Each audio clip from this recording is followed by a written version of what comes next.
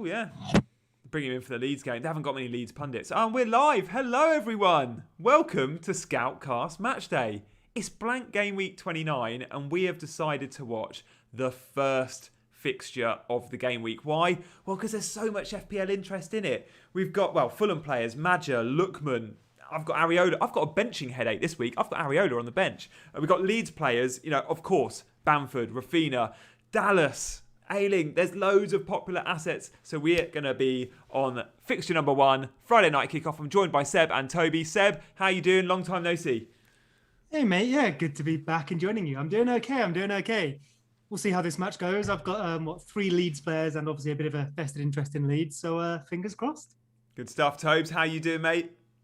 Yeah, I'm good. Thank you, mate. Looking forward to this one. I also have 3 Leeds, no Fulham, and I have Captain Rafinha, which now looking at Kane's effective ownership in the top 10K at 175%, I'm now wholly regretting that decision and banking on a Rafinha explosion to get me out of trouble here. Is that the biggest... I mean, you obviously knew the effective ownership on Kane was going to be over 100%. You probably thought it would be somewhere sort of 125 to 150. Is that the highest effective ownership we've probably seen in the top 10K all season? I can't imagine we've had one as high as that.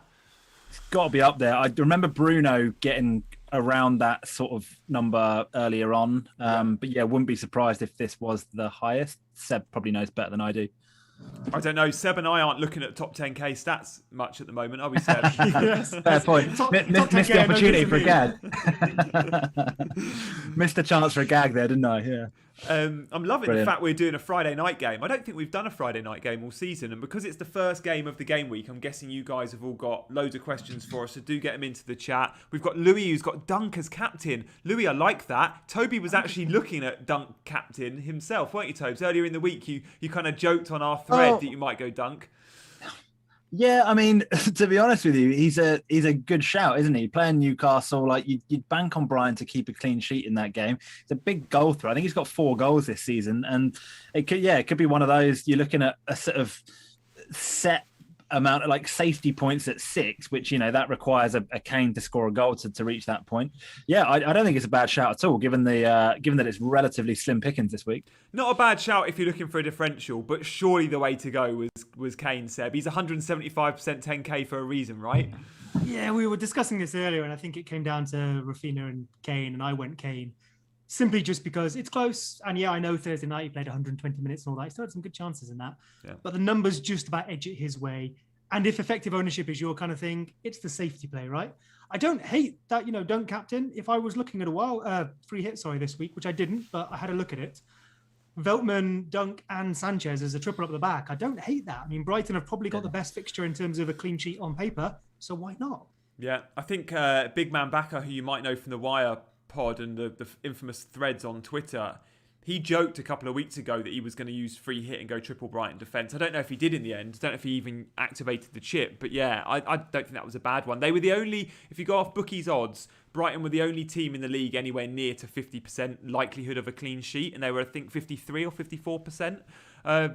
Callum Wilson's not going to make it, which is great for owners of Brighton defenders.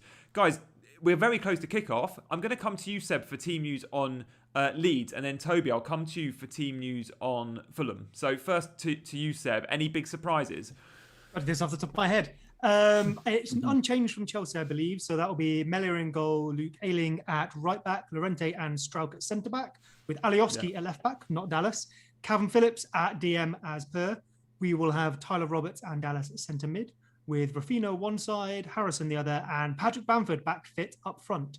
So that will be the 4-1-4-1 we're used to. Although with Alioski at left back, it doesn't look like Fulham are going to play 2 up front. But if they did move into a shape like that, we could slip into the 3 at the back with Luke Ayling dropping in, Alioski going left wing back, and Dallas going right wing back.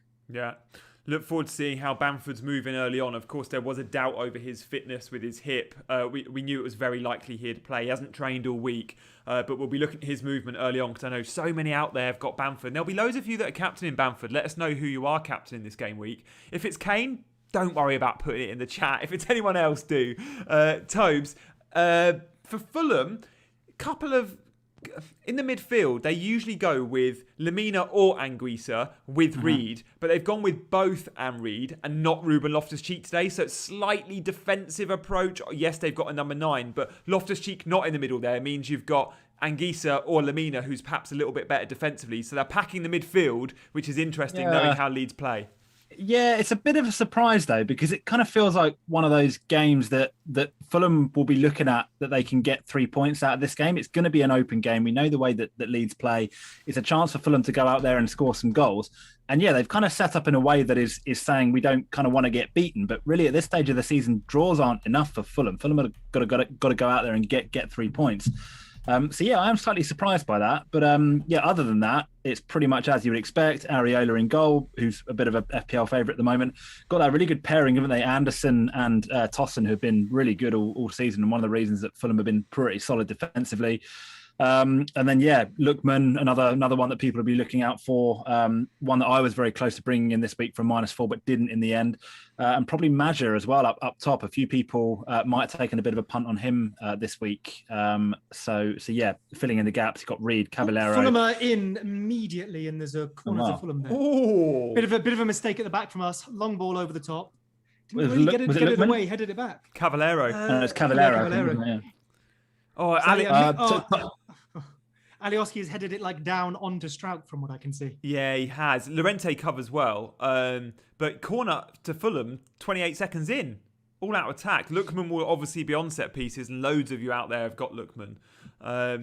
Interesting, yeah, good start from Fulham, right on the front foot. I guess the only name to miss out in that Fulham lineup, yeah, Loftus-Cheek, but also Tete doesn't play today. He's gone with Aina at right back. Now, Aina can play right back or left back, and instead he's played the American kid at left back, who I've forgotten his name off the top of my head.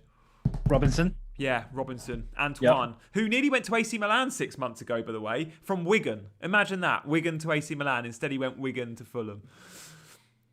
What timestamp are you guys on? Yeah, I was just going to say, I think I'm, as usual, a little bit behind. I'm on 1 minute and 8 seconds, 9 seconds, 10 seconds. I'm 5 seconds ahead of you. 1 minute, 20, 21. Yeah, it's about 5 seconds, isn't it? Cool. I'm a second behind Seb. So, guys, we'll be reacting to what we see rather than the chat. So when Seb tells us there's a goal or a chance, there is a goal or a chance. So thank you all for joining. Let us know, guys. I want to know who you're captaining. I know I said don't put it in the chat if you've gone with Kane, and no one's put anything in the chat, which makes me think you're all on Harry Kane.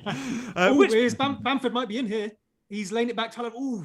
So ball over the top, Bamford coming in to collect it. I think he goes for the back heel for Tyler Roberts, and Fulham just about get it away. Why hasn't he taken the shot? Have a shot, Patrick. Was he onside, though? I'm just seeing the replay. Yeah, I think he was on. And it's on his right foot. It bounces quite nicely for him. He's left-footed, just to be fair. But I think I think to be fair, he's marshalled pretty well there. He can't ever quite get around it to get a clean shot. I think Anderson's looked after him okay. Yeah, he has. And Anderson, by the way, what an underrated centre-back. Like, I know we didn't know much about him, but, I mean, Lyon paid 30 million for him from Sampdoria a year or two ago, and he couldn't get in the Lyon team that got to... Were they in the semi-finals of the Champions League last year? Were they knocked City out, or the quarter-finals? Surplus to requirements there. He's on loan at Fulham. I think they've probably got an option to buy him, but they've got some good pedigree at the back there. When you consider Anderson, £30 million man, and then his partnership, Adebayo, his partner at the back, came through the Man City Academy, and there's been some good City kids come through at centre-back that haven't quite made the grade. Think of Savic, who plays for Atletico. Where's he from? I'm guessing, is he Scandinavian, Danish? I think he's just been recalled to the Denmarks. Whoever it is, he's just been recalled. He's just been recalled by whoever it is. Yeah, a Sen is always a Danish giveaway, isn't it? I'm going to go Danish. He is indeed Danish, yeah. Danish. So he'll partner. Who will he partner? The AC Milan centre back, Kjaer. Oh, Simon Kjaer. Kjaer. Yeah. We've been asked for our thoughts. Oh, nice one, Govid. You've gone Odegaard captain. We've had a few go in Aubameyang. Oh no. Yeah, we've had Nuclear Atoms has gone Lingard. I see the thinking there. You've gone a bit differential. Spurs could be they're playing Arsenal. Arsenal could be tired after a trip to Greece. A few Lingard captains. Sherry has done the same. Sean has gone Antonio. Yasser has gone Rafinha. Loving that. A bit of variety there. Seb, who would have been your differential? Toby went for a differential. He went Rafinha. Would he have been yours, or would you have gone somewhere else? In terms of like if I couldn't captain Kane, who would I have given it to? If it weren't on a Spurs player, who would it be on? I mean, yeah, I'm probably going to say Rafinha. Boring. Like, he's my vice captain. Yeah. He was the other one I was looking at when I compared them. So, yeah, truthfully, that's where I would have gone. Do you own I Bamford? think Sorry, Tobes. No. Seb, are you on Bamford as well? Yeah, I do have Bamford, yeah. And you'd still veer I would towards just Rafinha? Rafinha's numbers are slightly superior, and when there's that tiny chance that Bamford doesn't step off the bus and doesn't start, why would I risk it, you know? Yeah. Was that your thinking, Tobes? Because obviously you were willing to back Leeds. Is it Rafinha's recent numbers, or was the fitness concern over Bamford playing on your mind? I just think that I'm so dejected by what I saw from Tottenham against Dinamo Zagreb, and what I saw against Arsenal, and also a combination of factors. Like, Hugo Lloris has come out and said some pretty damning things that aren't just about the performance. They talk about the actual core of the club, and there being some dissent in the dressing room and people not playing for each other. And that, to me, smacks of an unhappy dressing room. Like, as captain of the club, he's not going to come out and pull that out of nowhere. That there's some serious problems at Spurs at the moment, and yeah, combined with the fact they're playing poorly, combined with the fact that Kane played 120 minutes in Europe, combined with the fact that Son's out, everything just conspired to make me think that a Tottenham player didn't feel like a good shout. Aston Villa have been pretty solid this year as well. Yeah, it's probably me being a pessimistic Spurs fan. I can just see us losing that game 1-0, 2-0, and Kane doing absolutely nothing. And yeah, it's also, which is a completely ridiculous thing to say, as a Spurs fan, I look at that and I go, Harry Kane scores a hat-trick, I'm buzzing. Don't have him in FPL, but it's kind of like a win-win for me. It's like putting a bet on someone you don't own in FPL. Like, it's a win either way. Harry Kane does really well. I'm happy as a Spurs fan. If he doesn't, then I'm happy as a Rafinha captainer.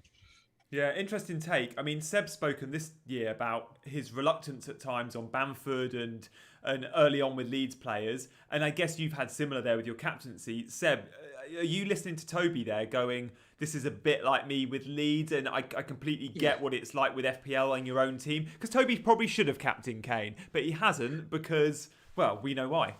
I mean, I've been playing FPL for, I don't know, 12, 13 years. And as we all know, Leeds haven't been in the Premier League all that time until this season. And yeah, I think I knew it was coming. Like, people talk about, you know, I support this club, therefore I know more about this player. I have a bias towards that player, etc. I knew it was coming. And so I thought, I'll just be chill. It's fine. I'll take Leeds on their merits. And so I won't go over the top. And I managed to do the opposite.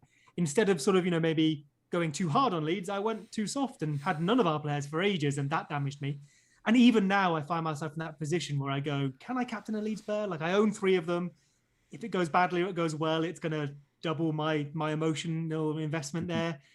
And can I trust myself to separate that bias? So I don't know. I'm still working on it. Ask me again next year.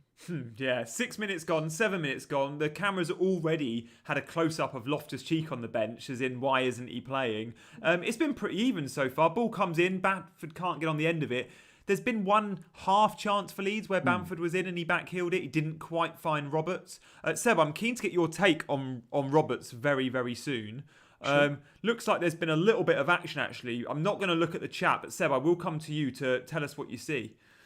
We've just got the ball on the left at the moment with Alioski and Harrison playing it between them. With Alioski, Harrison's come inside.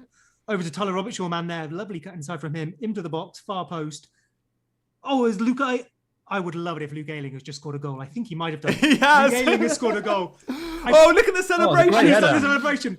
Okay, so I swear down that as you were coming to me then talking about Roberts, I was going to say Luke Ayling's getting forward and putting some good crosses in. And I was going to go back to my favourite stat of him only just being behind Dallas in the XGI. Well, there it is. There it is. And the main... You two were having a discussion. Or Gianni, you were talking about whether you brought in Dallas, whether you brought in Ayling, right? You ended up bringing in neither, but yeah, proof that either could damage you. Oh, hold on. No, I'm sorry, guys. Don't do that to me. Don't do that to me. That looks like an off. I've not seen the line, but that's offside because the 18-yard box is almost bang on the line, and Roberts is ahead of it. You're right. This is going to get disallowed. I'm like 90% sure this is getting ruled out. Oh, it's such a good header as well. It loops into the far corner. Is it? It really is a good header. Oh, hello. We've got Anderson's foot in play. So we're drawing some lines here. We can't quite see where... Yeah. Yeah, they've cut it short. He's going to be offside. It's his shoulder, isn't it? It's the old... Oh. Yeah, he's actually quite a long way over the line, leaning, isn't he? I mean, it's for VAR calls this season. That's quite a long way over. Even though last season you would go that there's millimeters in it. I mean, nobody's annoyed if that gets given as a goal, are they? No football fan is annoyed at that. It's one of those. But you know, offside is offside. I tell you what, go by the feet and he's onside. Just saying. I say it every week. Go by the feet. Yeah. Yeah. I mean, still, at least I haven't had potential bonus points stolen from Rafinha, at least. Or Dallas or Bamford. Yeah.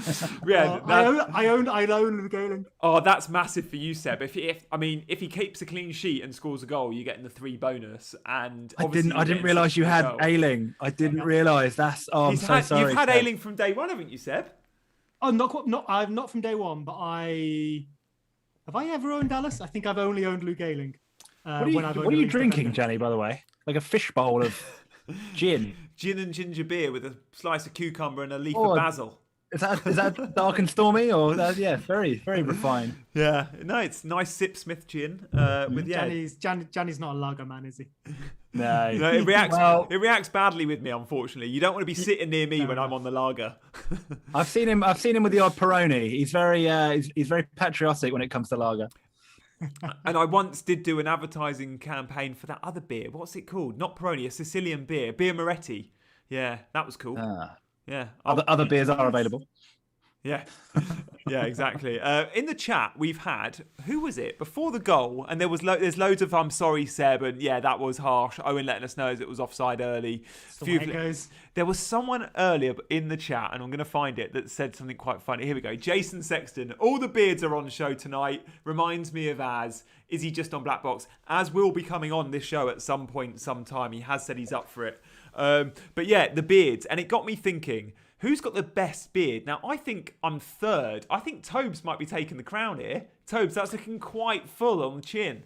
It's been going on for a long time now. I got inspired by watching Vikings on Netflix, and I can't remember the guy's name. He's an Australian guy, and I was like, I just want his beard. And one of the few things I've been blessed with in life is being extraordinarily hairy. So I thought, make the most of it and let myself go in lockdown. So this is the result. After living with Toby for 3 years, I can witness he is a very hairy man. And I was watching the video of my stag do, Tobes, earlier from Seville, and your beard in that video, I watched it this morning, is proper East London hipster. I'm hoping you're returning to that. I'm getting there. Give me another month or two. In the football, 11 minutes, 45 seconds in, Fulham are keeping a nice bit of possession. But if we're looking at chances, Leeds have had a really good start, Seb. Obviously, the disallowed goal, the Bamford back heel, pretty good start. That's been quite typical of Leeds this season, would you say? I mean, yes and no. So we know we obviously do like to come out and press and all that. But actually, recently, our first halves haven't been that great. We've been a lot better in the second. We've seen Bielsa make quite a lot of changes at halftime in the last few matches as well, which is maybe him responding to how people are dealing with us. And I think people are dealing with us better. Funnily enough, Fulham have started well in their recent matches and then dropped off. So this is possibly the opposite way around to what I expected to see, at least from the opening few minutes. But yeah, you're not wrong. I think Leeds are definitely on top. Love that. I'm not sure if I misheard her in the build-up to the game. Apparently, Leeds haven't scored in 4 of their last 5 games, which was a bit of a shock. Is that right? Did I mishear that? I know we've had our. I was talking earlier this week about our XG. So in the first half of the season, up to game week 16 against West Brom, we only had less than 1.0 XG twice, which was Liverpool on the opening day and Crystal Palace. And that Crystal Palace match was the Bamford offside. So you could argue we did create a chance there, a really good chance. And then that was it. Every other match over 1 XG. Since game week 16, we've had under 1.0 XG 7 times, including Chelsea, Southampton recently. Our possession has dropped a bit as well. So I think we really have seen a shift in either the way we're playing, or more likely, everyone's played us once, give or take now. We're not that hard to deal with because we have half a championship squad. If you have better players, you can engage us and get the better of it.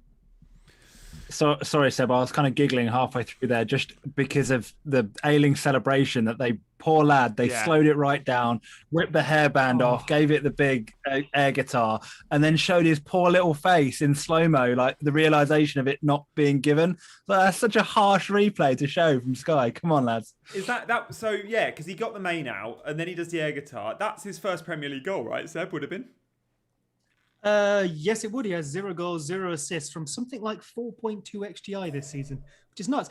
Dallas has, I know I've made this point, but he has 4.4 XGI and has got 5 goals and 2 assists. That's disgusting. For those that have been on Dallas since day one, like Toby, think of the point swing between those two.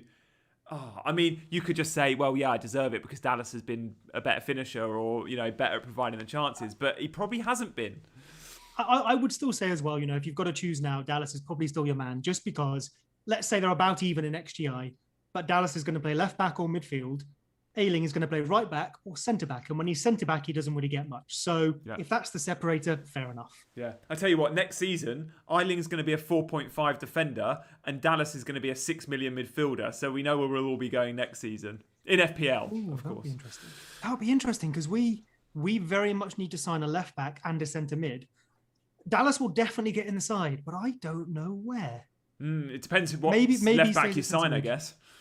He almost might become a bit of a victim of his own versatility there, mightn't he? Because he's versatile and can play, and he's not a specialist anywhere. John O'Shea. Yeah, a little bit. Oh, there's a free kick here for Leeds. Not too far out, Tobes. This might interest Rafinha owners. Rafinha territory. Will he shoot from here, Seb, or is this a chip ball in? I mean, there's no angle on it. He has a lovely delivery on him, so actually I wouldn't be surprised if he does try, like you say, that little chip and angle, because his delivery from wide corners, free kicks has been excellent so far. So I wouldn't be surprised if he did try and provide it for someone rather than having a shot. Calvin's over it as well, who maybe has a slightly better angle on this one. Does Rafinha take all direct free kicks, Seb, or is there anyone in that team that laces them from distance? Like I'm thinking of Francesco Totti, 40 yards, lacer. David Luiz. Not that I'm aware of. Rafinha has pretty much dominated them. Calvin Phillips will take a few here and there, but it's mostly... Oh, speaking of which, Calvin Phillips takes that one straight into the wall. Give it to Rafinha next time, for God's sake. I guess we all own Rafinha, and his effective ownership is going to be way under 100%. I think it's probably around 50, maybe even less. So I guess 80 in the top 10k. Wow. Can you stop giving top 10k stats, Tobes, and give us the whole game? Well, I can only give you what I'm working with, mate. Where are you now, Tobes? To be fair, not that close to the top 10k. I'm before kickoff. I'm 19k.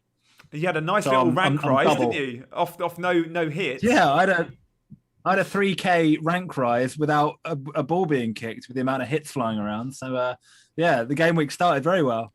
Guys in the chat, let us know how many hits you've taken this week. Are you on a 0 like all three of us, or have you taken a 4 or an 8? Has anyone out there taken a 12? Ted, who was on this show last week, took a 16. Why not? It's a funny one, isn't it? I looked at it today, and like generally my theory is that actually if you can't get 11 out, you should generally take a hit. But because it's such a big blank game week this week, it was really difficult to actually find a player that I thought was gonna get me 5 or more points to make taking that hit worth it. Also, like I bought Duncan. I couldn't bring in another defender because I'm already playing 5 at the back. I've already got 3 Spurs players, so there wasn't a Spurs player that I wanted to bring in, and I couldn't afford to go Son to Bale, for example. So it's really difficult. My options were pretty much limited to Lookman and Lingard, and I kind of thought, what are the odds of Lookman getting 5 might be more points? Did you? I don't know where you are. Alioski has basically from a throw-in half volleyed it, sort of back to Meslier, but it doesn't make it. And Fulham, like Maja, very nearly gets in there. Llorente doesn't do great under the ball. Meslier just about picks it up. What's Alioski doing? That was crazy. Horrible back pass, Alioski. If he gets the distance on it, what's the keeper meant to do? He can't catch it. That's the confidence we have in our goalkeeper. Here, have some of this. I mean, it was on target, so that could go down as a save point. So yeah, we would obviously, Tobes, you were telling us about the kind of hits. You mentioned you wanted your player to get 5 points. I saw it as if someone came in and it was, say I had 8 men, I'm taking a 4-point hit. I only needed them to do better than 4 points. So why the 5? I'm trying to think of your math on it. Well, no, so to get a net profit, essentially, you need 5 points, because if you bring in somebody that gets 4 points and you've taken a 4-point hit, you're basically at net 0. You may as well have not done anything. You're no worse off, but you're no better off.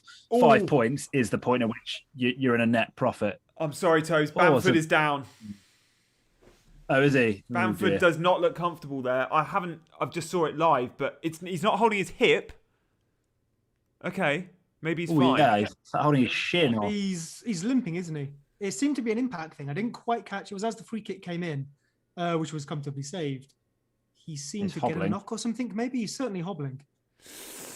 I don't think he's going to carry on. He went for the ball there and had to give up. He's done. Look at him. He can't put weight on one foot. Rafinha's in though.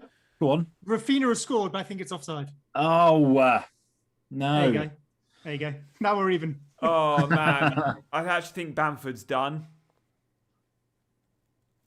That's okay. It's just one fewer point that he probably would have got me anyway. I've just sold DCL to bring Bamford in. Oh, did you do it? I didn't realise you'd done it. Oh, Rafinha's way offside. I mean, he finishes it well, Rafinha, but yeah, way off. Oh, no, yeah. I mean, if Bamford is done, that's tough. Unless it's the same injury, you can't see a new impact injury coming, right? That is just a luck thing. It's not his hip, though, is it? It doesn't seem to be. It certainly seems to be his leg. He's pulled his sock down, so his shin pad's on show. It makes me think, like, is there a calf thing? I don't know. But yeah, you're right. Oh, interesting challenge from Roberts there. There's a Fulham player down as well. Is it Harrison Reed that's down? Yeah, from Roberts. He kind of goes for a semi-stamp. But good news is Bamford looks like he's sort of putting a bit of magic water on and might actually try and run it off. But he tried running it off last week, didn't he, Seb? Okay. Yeah, he's walking okay. I think Mateus Klick is warming up, who would be the replacement. Roberts would probably go up front. But no one's stripped off yet, so they're certainly going to give him a go. And he's walking on okay, but we've not seen him run again yet. What is he? Is it just a kick? We're seeing a replay now. Does he just get a kick on the shin or something? Yeah, he does. The guy, like, I'm not sure, maybe is it Aina back there? As he kind of jumps, his like studs kind of doesn't look that bad in real time, slow motion, but yeah, obviously.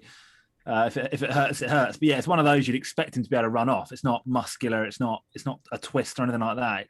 It's studs getting a little bit raked down your shin. I'm sure it'll be fine. Come on, Patrick, do it for me. It was literally 20 minutes in to the game last week where he took an impact injury, went off, ran it off for 2 minutes, couldn't run it off, and then was subbed. So let's hope we're not seeing deja vu here. Louis in the chat has asked us about our Champions League predictions. Louis, we will get to that at half-time. Half-time chat, we're going to do a little bit of Champions League and Europa League. Why not? So stay with us. Sorry, Tobes. I can't actually remember what I was going to say, so it probably wasn't very important at all. So yeah, as you were. Seb, Tyler Roberts. I've asked you about him before, because I feel like when I watch him play, he looks like a little bit of a misfit in a very slick Leeds team. But I know Bielsa likes him, and with good reason, I'm sure. What is he good at? What does he do? What's his job in the team? And what's his preferred position? Because we've seen him play out wide. We've seen him play as a number 8, 10. We've seen him play as a 9.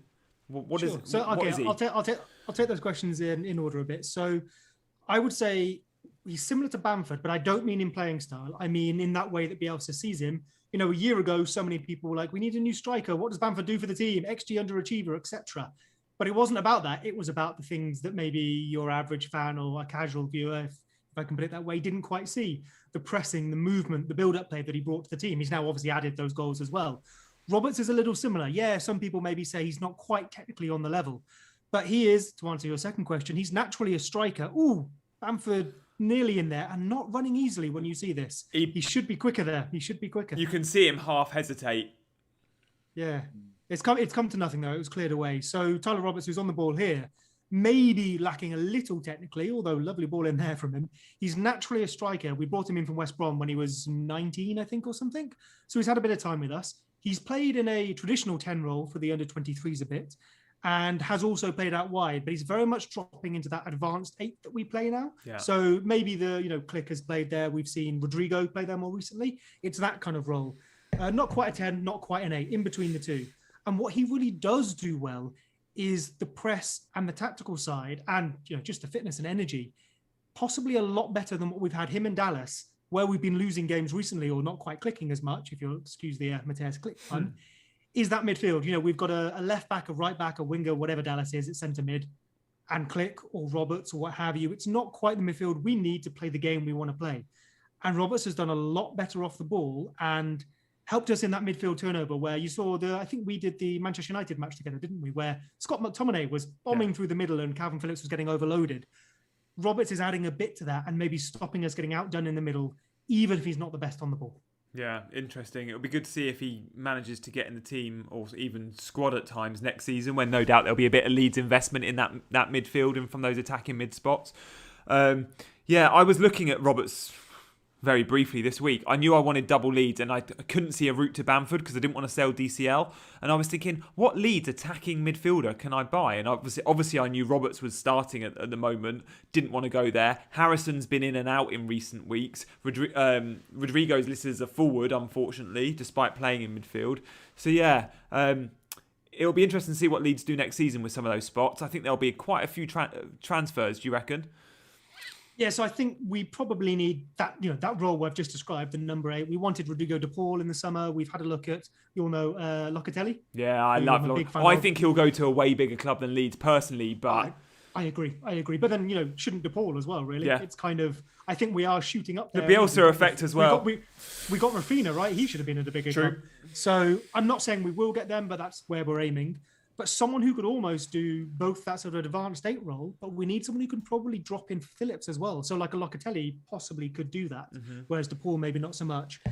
And a left back. Like as much as I adore Alioski, I don't think he's a long-term solution at left back. We've looked at Parod from, is it Brest in France? I think he plays for, but left back. He's got really, really decent attacking numbers. But someone like that, a progressive left back, is what we're looking for as well. Okay, yeah. Should have gone for 8 Nori, who end up going to Wolves in the summer. One of my boys. Lookman corner comes in. It just drops on the edge of the box. Looks like Leeds might clear it, or maybe not. Oh, Melio's done very well there, although it comes back in. At some point, this will be cleared, but I don't know when. It might be a goal. Oh, what a save! Oh, worldy save! I think that is an incredible save for Melio there, and Luke Ayling on the line just about gets it away. I don't know who hits that, but it's like ping pong, isn't it, in there, Tobes? Yeah, really, really strong arm. It's one of those that I don't think people will give that the credit it deserves for what a good strong arm that is. It's a really, really good save. I'm not sure who it was. Was it Anguissa? It's bouncing around everywhere, and the volley comes in from Lamino, scuffs it. No, it's Madja on the turn, 8 yards out, half volley. It's Josh Madja. Gets his body in the way. Really smart forward play to be able to turn. He completely sells Pascal Strike down the river. That save is top class, and yet it was such power that he does stop it, but it spins off his hand and is going in if Luke Ayling doesn't clear it away. All right, so question: does that mean that it counts as a save? Because if it was still going in, technically he's not saved it, right? He required the defender to bail him out, so that will go down as a save point. We had this argument a couple of weeks ago where Pope made an absolutely world-class save, diverted it. That was a sure goal, then onto the defender who kind of cleared it off the line. I didn't get a save point for that, and I was livid because Pope got 2 in the end, and it cost me an extra point. I guess the question is, if Melier doesn't make that intervention, is it a goal? It goes in. So it is a save. Yeah, fair point. But you could say the same about in-swinging free kicks. Yeah. And we know they don't get given a save points. Oh, I mean, I think we've had this discussion before. I'd quite like to see, whether it's added to bonus points or something else, some sort of a claim. So if a ball comes over the top and a striker is in 1-on-1 and just has a simple tap in and the goalkeeper just gets in and gathers it at his feet, that is better than just a save from long range, but you get nothing for it. Wow, Pickford would be running at negative points then if all the fluffed efforts. Just to go back though, that is then inconsistent because what you described, Seb, I think is spot on, but that didn't apply to Pope because had Pope not deflected it onto the defender, it would have 100% gone in. Well, yet there wasn't a save point. Let's see. Let's see if FPL gave it. Has he made any saves? I mean, maybe not then. He's made one save before that, I think, but I'm not certain, I'm afraid. I mean, it's a highly moot point that nobody except me will give a remote crap about. But yeah, Oh, interesting. There's been some action, guys. I can tell you there has been a big chance. I'm going to come to Seb to update you all. My eyes are off the chat. I'm all over to you, Seb. Go to Tobes. My screen is being a bit blurry. Oh, I've got it. Alioski coming in. Ball comes in. Toby, I'm going to come to you, actually, because you're 4 seconds behind me. You go. Okay, ball dinked into the middle. It's kind of, it's going out for a throw-in here on the left-hand side. Nothing overly exciting happening at the moment. So could it be Camera's a Fulham still goal on the panning counter? Well, yeah, quite possibly. It'd be one hell of a counter from here. But yeah, we've got Alioski taking a throw-in on the left-hand side here. I think Seb's just seen it. Ball whipped across by... don't know who whipped it across. Bamford. Boom. There we go. Moving nice and freely now, isn't he? Yeah. I tell you what, he hits that true, Seb. Did you catch that? Just about. I've got a pixelated version at the moment. It's a very good hit, Tobes. Low finish, yeah? What's the Z celebration all about?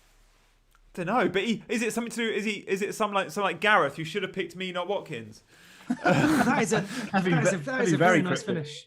Oh, that is a beautiful. I know he's left-footed, but he hits that on the bounce. Yeah. That's not easy to steer that near post with a defender in front of you. It's a Jack Harrison assist. Yeah, thought it was Harrison. If Harrison was absolutely nailed, I would have gone for him, but then I wouldn't have gone for Bamford. So.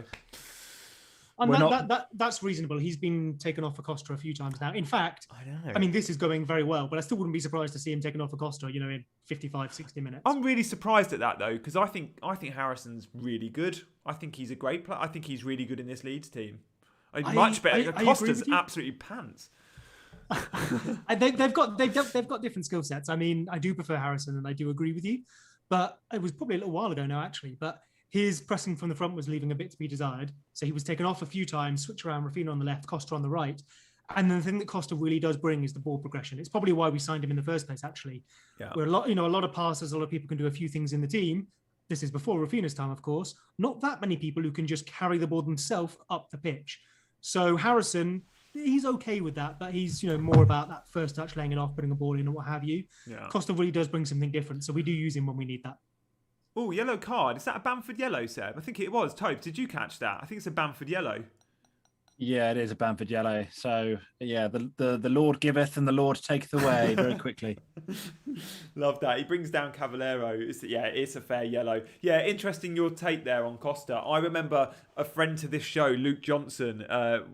Toby and I have been in a mini league with him for years, and he was very loyal to Costa at Wolves. He loved Costa. He was a really cheap differential, kind of your eighth attacker, but I remember Banger always had him, Tobes. I don't know if you do. And I remember giving him stick, being like, how is, no wonder you're mid-table. What are you doing with Costa in your team? Yeah, you say that. I'm pretty sure the reason he brought him in was because you had him for a bit. Yeah, I did. Him as like a really outside differential, and he did okay for you, I think. I had him, and then I think based on that, Banger thought he was some like hidden gem and didn't realise that he offers absolutely nothing in terms of FPL. So what it was Wolves got promoted, and I put him in straight away. So he was in for the start of last season or the season before. I can't remember what it was. His return in the Championship was amazing. That's why. So I really enjoyed him in the Championship. And in the Championship, he is brilliant. But I think he got a Portugal call up around the time I put him in my team. I was like, this guy's playing for Portugal. He's useful.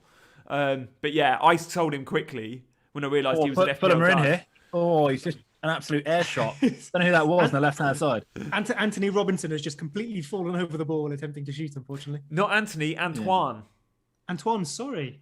I think it's Antoine. There is an Anthony Robinson there, is there? I think it's Antoine. He's American, isn't he? I think it's Antoine. Fair enough. Let's have a look. Let's clear this up. According to Sky, it is Antony, spelled like Antonee, Antony. Okay, it's It'd be a rogue spelling of Antoine if it is Antoine. Or it could be like Antonie. It could be anything. I'm pretty sure it's not Antoine though, the way it's spelled. Oh, Dallas doesn't look that happy. He's all right. Well, I didn't actually see what happened. Neither did I. I just saw him sort of. He's fine. Oh, he's going off for a bit of. He's got to go off to come on again. I think he should go. Yeah. Hate that rule. So pointless. Yeah. Yeah, you say that though. And I know people always say this about rugby, don't they? On rugby, the fizzer just comes on and the game carries on. But what will happen if they introduce it into football? There'll be some outrageous deflection off the arse of someone who's lying on the floor, and it'll all kick off. And yeah, I just don't think football can afford any more controversies. I mean, it's meant to be a disincentive to faking injury, I guess, right? If you go down, you have to actually go off. You can't just get up and carry on. Yeah. Whether it works or not, I'm not so sure. Yeah, composed defending there. I don't know if. It's something that just happens now, isn't it? It happens in every single game where a team are a goal up or whatever in injury time, and they're just like any sort of tackle, they'll just lie on the floor for 30 seconds pretending they're a bit injured. I know it's gone on for ever and ever and ever, but yeah, it's part of the game, isn't it? Really, it's kind of just accepted.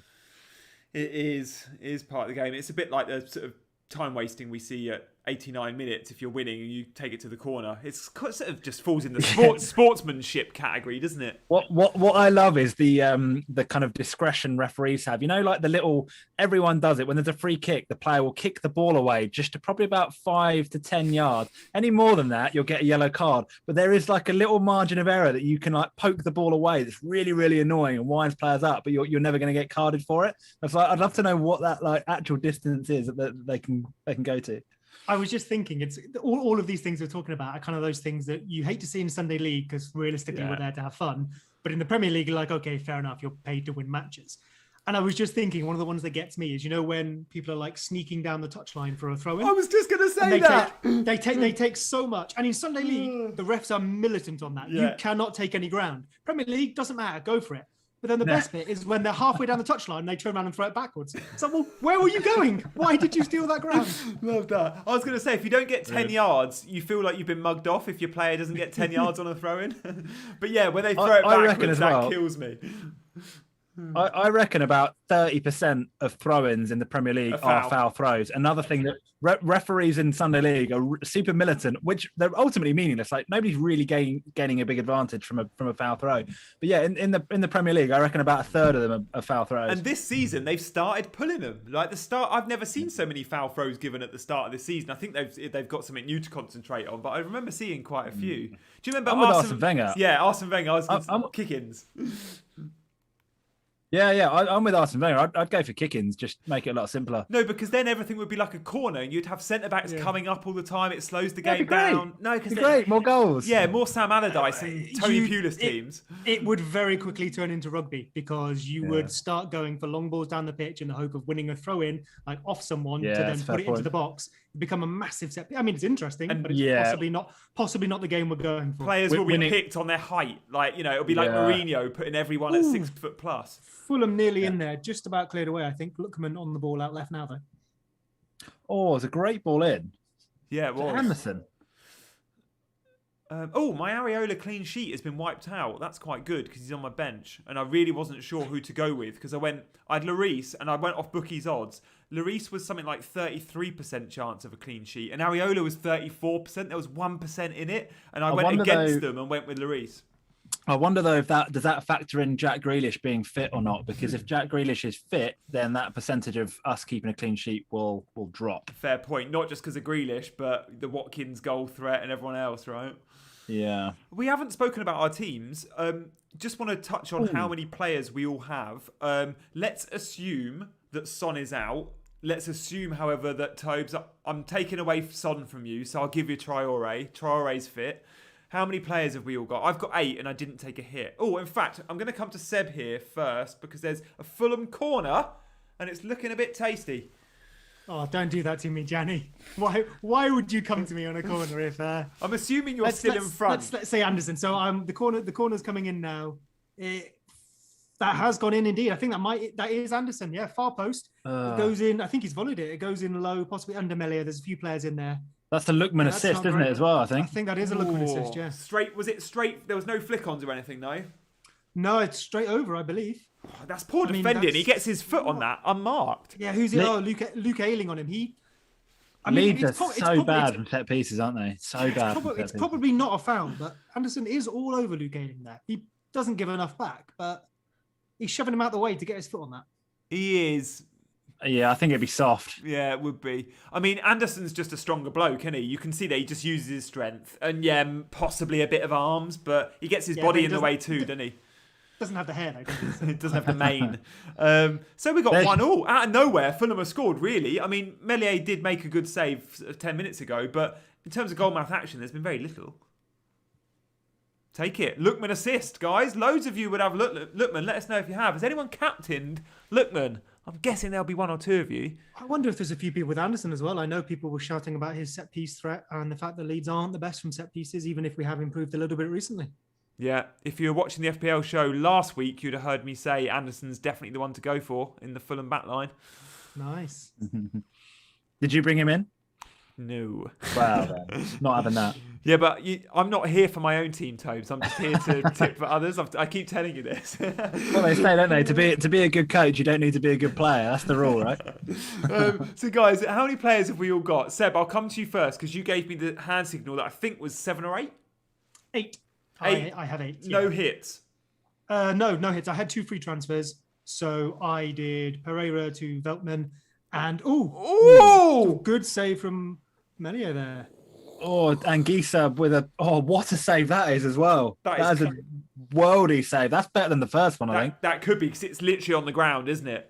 Yeah, that's low and hard. And Gisa has struck that true, and he's got down. That's Lloris-esque. He does well to stop the 1-on-1 on Cavallero. I was going to say, yeah, he makes a good save before that as well. That comes from another mistake from Leeds at the back. Watch header once again. Watch Alioski clear it if you get it in the replay. It bounced Alioski and he just absolutely piles it into Rose Ed unmarked. Could have gone out for a throw in. He puts it out for a corner.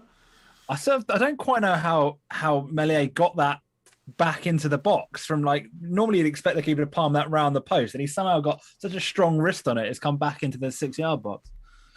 Oh, Marcus Hellstrom in the chat. I praise you. He has got 11 men out with no hits and presumably no wild card. Fair play. Good prep. I mean, if he has used the wild card, then he shouldn't be shouting about that. 11 no hits, wild card. Forget Donnarumma, says Troy Kidd. We've got Meslier. I mean, Meslier is a foot shorter than Donnarumma. Which one? They were both in the squad, weren't they? Both Donnarummas were in the squad yesterday. I know. Gianluigi Donnarumma, 22 years old, 6'7", arguably the world's best young goalkeeper. His 30-year-old brother's got about 10 caps and just been a complete journeyman, and he's 6'2". But fair play. He's still on a top salary, and there's some good number 2 keepers around. We look at Martinez. Some of these unhidden gems might take a while to come to the fore. Another corner from Fulham. It's cleared away by Leeds there, but not clean again. There's probably another chance for Fulham there if they can keep getting the corners. And on Meslier, I really, really do rate him. I know there's been a few things in there, but he's 20 years old and True. he plays with the confidence you'd want from a goalkeeper 10 years older. He's been instructed to come for set pieces. We know we're weak at them. So when you see him come and flap, I wouldn't say he flaps too often, but he always comes because that's what we've asked of him. And he makes some awesome saves that we've seen already tonight. It's actually pretty unusual to see a first team goalkeeper at 20 years old, right? That's rare. And the Premier League, the average age of first team goalkeepers in the Premier League must be knocking on 30, I'd have thought, right? Yeah. I can't remember the last time we had a 20-year-old keeper starting in the Premier League. Let's try and think. I mean, Joe Hart. Yeah. Was De Gea round about 20 when United signed him? No, I think he was about 22, 23, maybe. I don't know. Yeah. He was rubbish, but he was. Yeah, he was. And he was Was Kepa? No, Kepa wouldn't have been. He was a little bit older. He was rubbish as well. Correct. How old's Aaron Ramsdale? Fair. Ramsdale's first season at Bournemouth, I'd say he would have been 20 because he's the England under 21 keeper. Ramsdale, he could be 22 and still play for the 21s. So he's 22 now. So yeah, he'd have been 20. Although I don't rate him, unfortunately. Yeah, Ramsdale, Trauma Kid has literally said in the chat as we've said it. Mario Rodriguez says Rafinha's looking rubbish tonight. Give him time, Mario. Rafinha He's already scored one. I was going to say it. He's already scored one. And he does a lot of his good work in second halves of football games when it's a little bit more open. So yeah, interesting that. Ramsdale again, says Geo Boys. Obviously the chat is a bit, you get our video 20 seconds after we say it. So glad to know we're kind of thinking along the same lines. We've had Hart, we've had Ramsdale. Any others? Don't know. I don't think there are. I honestly think most, you look at, most are probably early to mid 30s, right? You look at Alisson, you look at Lloris, you look at, how old's Mendy? Mendy 28, 29? Yeah. There's not many floating around mid to early 20s. I've got a couple of Polish lads that may have been. Szczesny may have been, and Fabianski may have been. Both at Arsenal. Yeah, possibly. But that's I'm out. Pickford, no. Pickford was older when he Louis and Ashton saying Pickford when he broke through maybe at Sunderland when he broke through. I don't know. Fulham were nearly in there again. Jan, how many? Going back to number of players out. How many are you getting out this week? Yeah, no hits for me and 8 players. I had Son, so I'm not counting him, and I sold him for Bale. So yeah, 8 for me. Seb said he was on 8. Tobes, and I think if we're counting Traore for you and not Son, does that leave you on 8? That would give me 9 if Traore is fit and Son isn't. It would give me 8 if not, because I bought in Dunk this week for Stones as my one transfer. So yeah, the only 2 in my spot that aren't playing are Cancelo and Son. Cancelo and Son, nice. Well, I reckon there's possibly a 5% chance Son plays. It could be like the last time Son got injured. Mourinho gave it the big one. The only thing is, I don't think they'll want him going to Korea in the international break. And if he plays the game against Villa, then he'll have to go. Whereas they can probably know that he's going to be okay in a week and not send him. Mourinho's quotes were interesting, weren't they? It's sort of alluding to the fact that if he doesn't play at the weekend, he can't go for Korea. So we know that he will not be letting him play because he wants him to rest up. Exactly.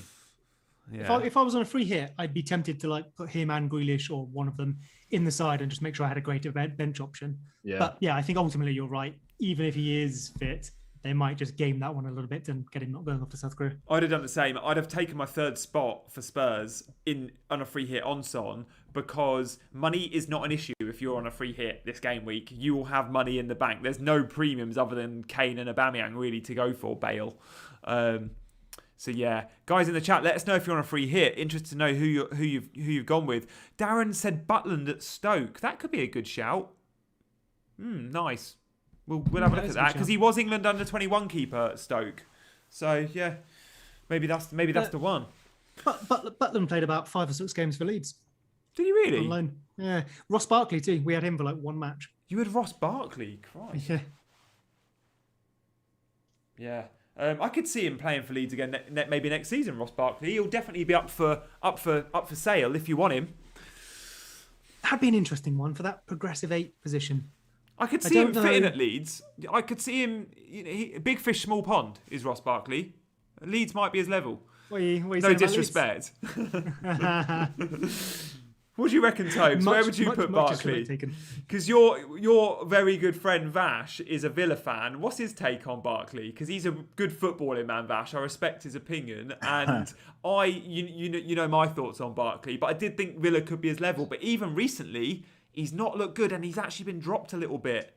Do you know, it's a really good question, and it's actually something I've never discussed with Bash. We've never talked about Barkley. We talk about Grealish a lot. We talk about Watkins. We've even talked about El Ghazi at times. But yeah, I genuinely don't know his opinion on Barkley. I would suggest it's probably similar to yours. I feel like we would have discussed it more if he was particularly into him. But yeah, he's a strange one, isn't he, Barkley? Clearly, like, bags and bags of talent, but it's just never really quite clicked for him. The Chelsea move was a bit of a disaster, wasn't it? And yeah, maybe it is that kind of big fish, small pond syndrome. David Toft, Butland plays for Palace FFS. Yeah, we know that. We said he was 20 when he played at Stoke. Come on. We obviously know that one. Jack Butland on FIFA that year was literally broken. Is Rafinha captain? Was he really? Yeah, well, I mean, I don't know if he was legit broken, but there was that. So he was like an 81 rated goalkeeper or something. I think it was the same year that Chris Smalling was like 81 rated as well.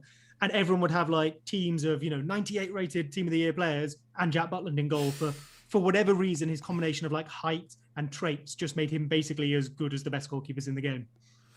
Jan, this is probably one for you. So looked it up. Petr Cech was 21 when Chelsea signed him. Did he go straight into the first team? Because if he did, 21. Wow, that's a good one. He did, and signed him from Rennes, which is the same place we got Mendy from. He didn't go straight, did he? We had Kudachini, who was who was brilliant, but I think he probably would have played within his first few months at the club. Oh, free kick from Rafinha. So close. Oh, it's gone through everyone. Oh, that is a wand of a free kick on the left foot there from Raf. Would that have been offside? Oh, yeah. If Bamford had got that, I think it's offside. Is it Bamford or Llorente?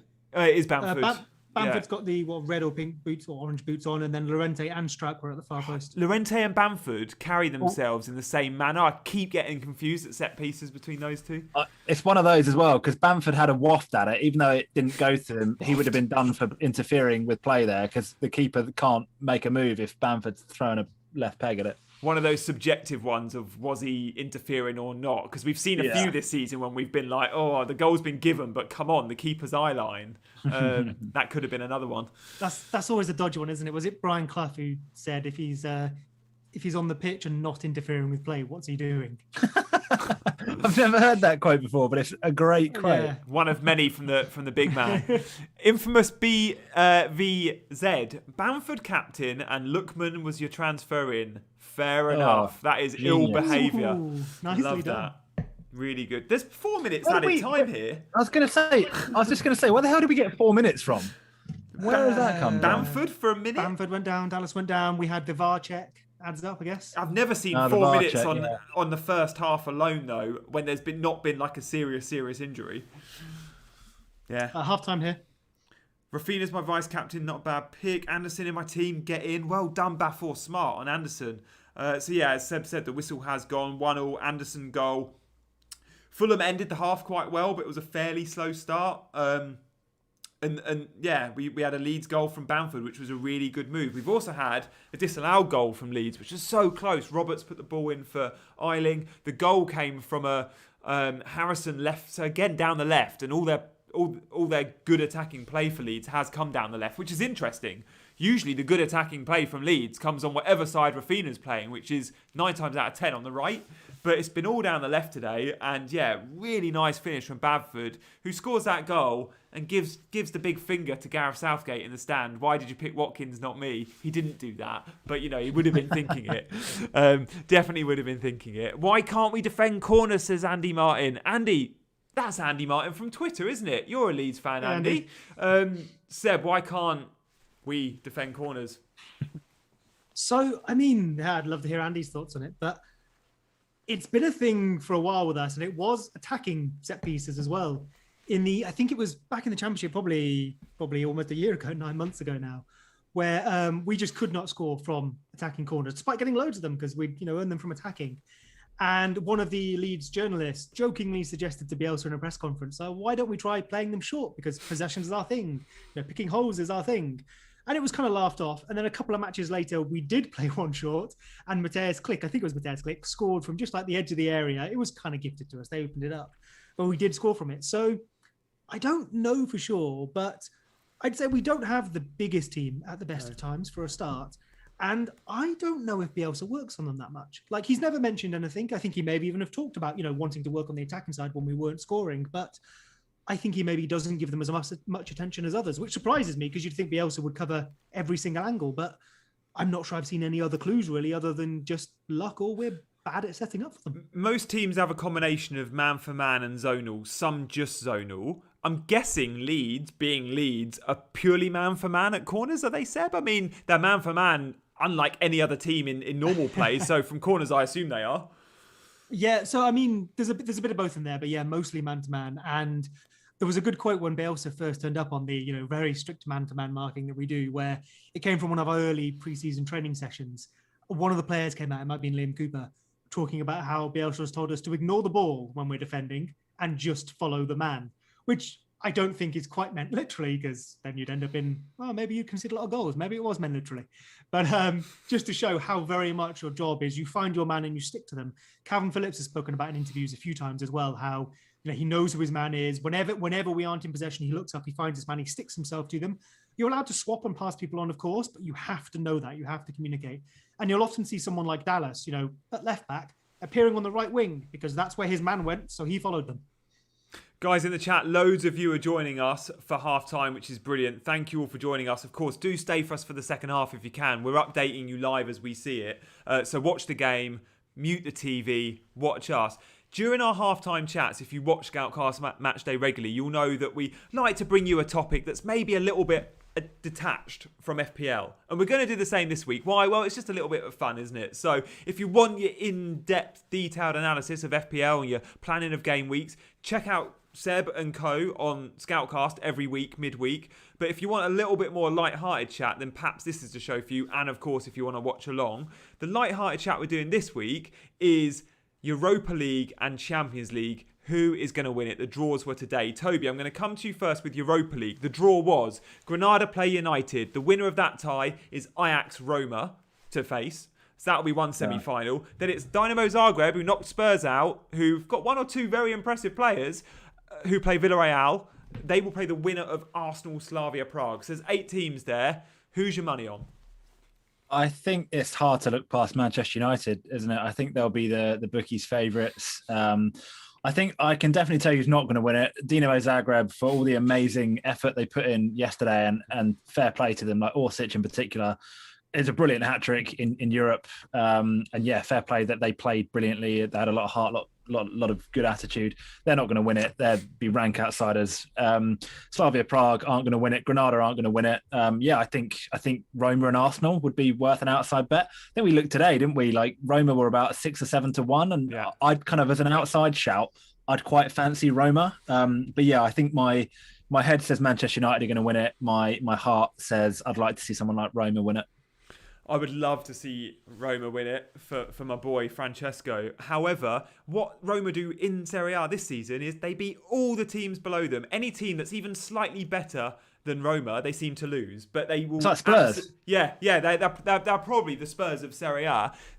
Yeah. Seb, is there anyone we can consider? I mean, do Ajax have a chance? To Slavia Prague, they've got some great players to knock Leicester out the way they did, or can we just look at can't see past United? I think maybe they did well, but I think maybe Leicester not gave it to them by any means, but their attention was elsewhere. I think in those matches, at least for a little bit of it. I think you've probably nailed it there. I'd love to see Ajax actually come and do it. You know, after the Champions League run a few years ago, they obviously lost Donny van der Beek and De Ligt and what have you from that team, Hakim Ziyech as well. But they've still got some brilliant players coming through. Ryan Gravenberch is going to go for 50 million to someone in the next couple of years. He's incredible. Dusan Tadic is ripping it up like he forgot about a Southampton spell and is back to being his best. But realistically, even if they get past Roma, I think quarterfinal 3, they would end up with Man United in the semis, I think. Yeah. And as you've probably said there, on paper, Man United are probably the strongest side. Yeah. We'll see. They could certainly mess it up, but I think it's possibly theirs to mess up. Yeah. So there's the Europa. We're thinking United might get it, and then maybe Roma and Arsenal or Ajax have an outside chance. Okay, the big one. Champions League. The 8 best teams in Europe right now. Chelsea are one of them. They face Porto. The winner of that tie, I think, plays Liverpool-Madrid. That could be a fairly... Okay, I don't want to say easy route to the final, but in terms of draws, Chelsea have got... And Liverpool, they'll be happy with their draws. The other half of the draw... City versus Dortmund, and the winner of that plays Bayern Munich versus PSG. That is a tough side. Yeah, you got to say, like, if Bayern are going to win it, they're going to have to beat a couple of really good teams to get there. Whereas, yeah, like the route Chelsea have got, just it is a lot easier. I'm not suggesting Chelsea are going to win it. I couldn't bear the thought. Say it. Go on, say it. Never. I think it's really difficult to look past Bayern, and I think if it's not going to be Bayern, I think it's going to be City. I think it's going to be one of those two. I really do. You think it's coming from that side then? You think Bayern will do PSG types, your boy Poch? Yeah, I do. I just think I think Bayern are the best team in the world at the moment. Like, obviously on their day they can be beaten and they will be beaten by certain teams, but man for man, for me, that is the best team in the world at the moment. Yeah, when Bayern turn it on, Seb, and we saw them do it in abundance last season, and at times this season they've waned a little, but when they've needed to, they have stepped up. Both, Club World Cup was a great, example of that. And even though they were playing against poor opposition, they stepped up when they needed to. What's your take? Who's gonna take it?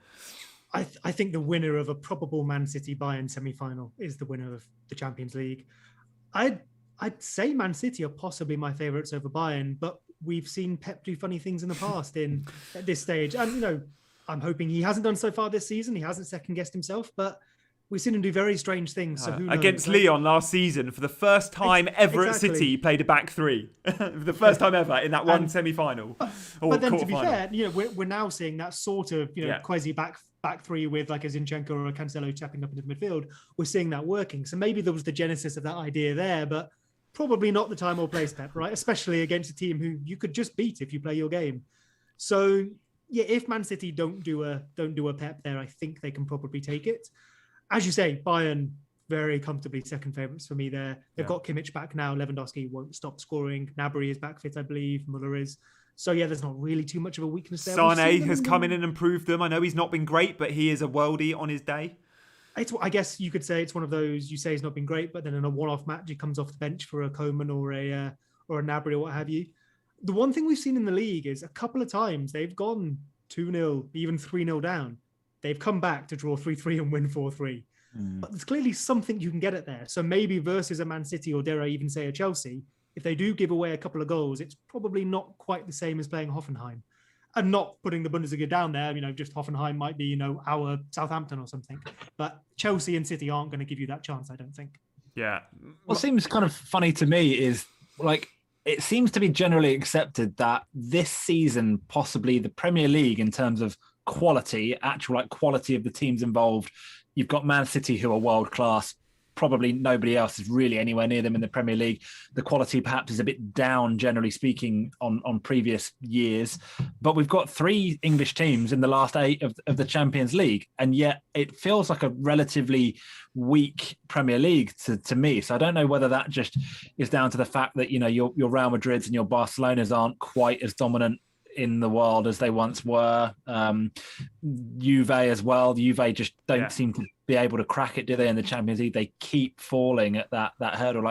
You brought out a stat the other day, Jan, from the last time they won it, they've got to 6 finals, they've got to 4 semis, something ridiculous. I've seen them lose 5 finals in my lifetime, and they last won it in 96. I've seen them lose 5.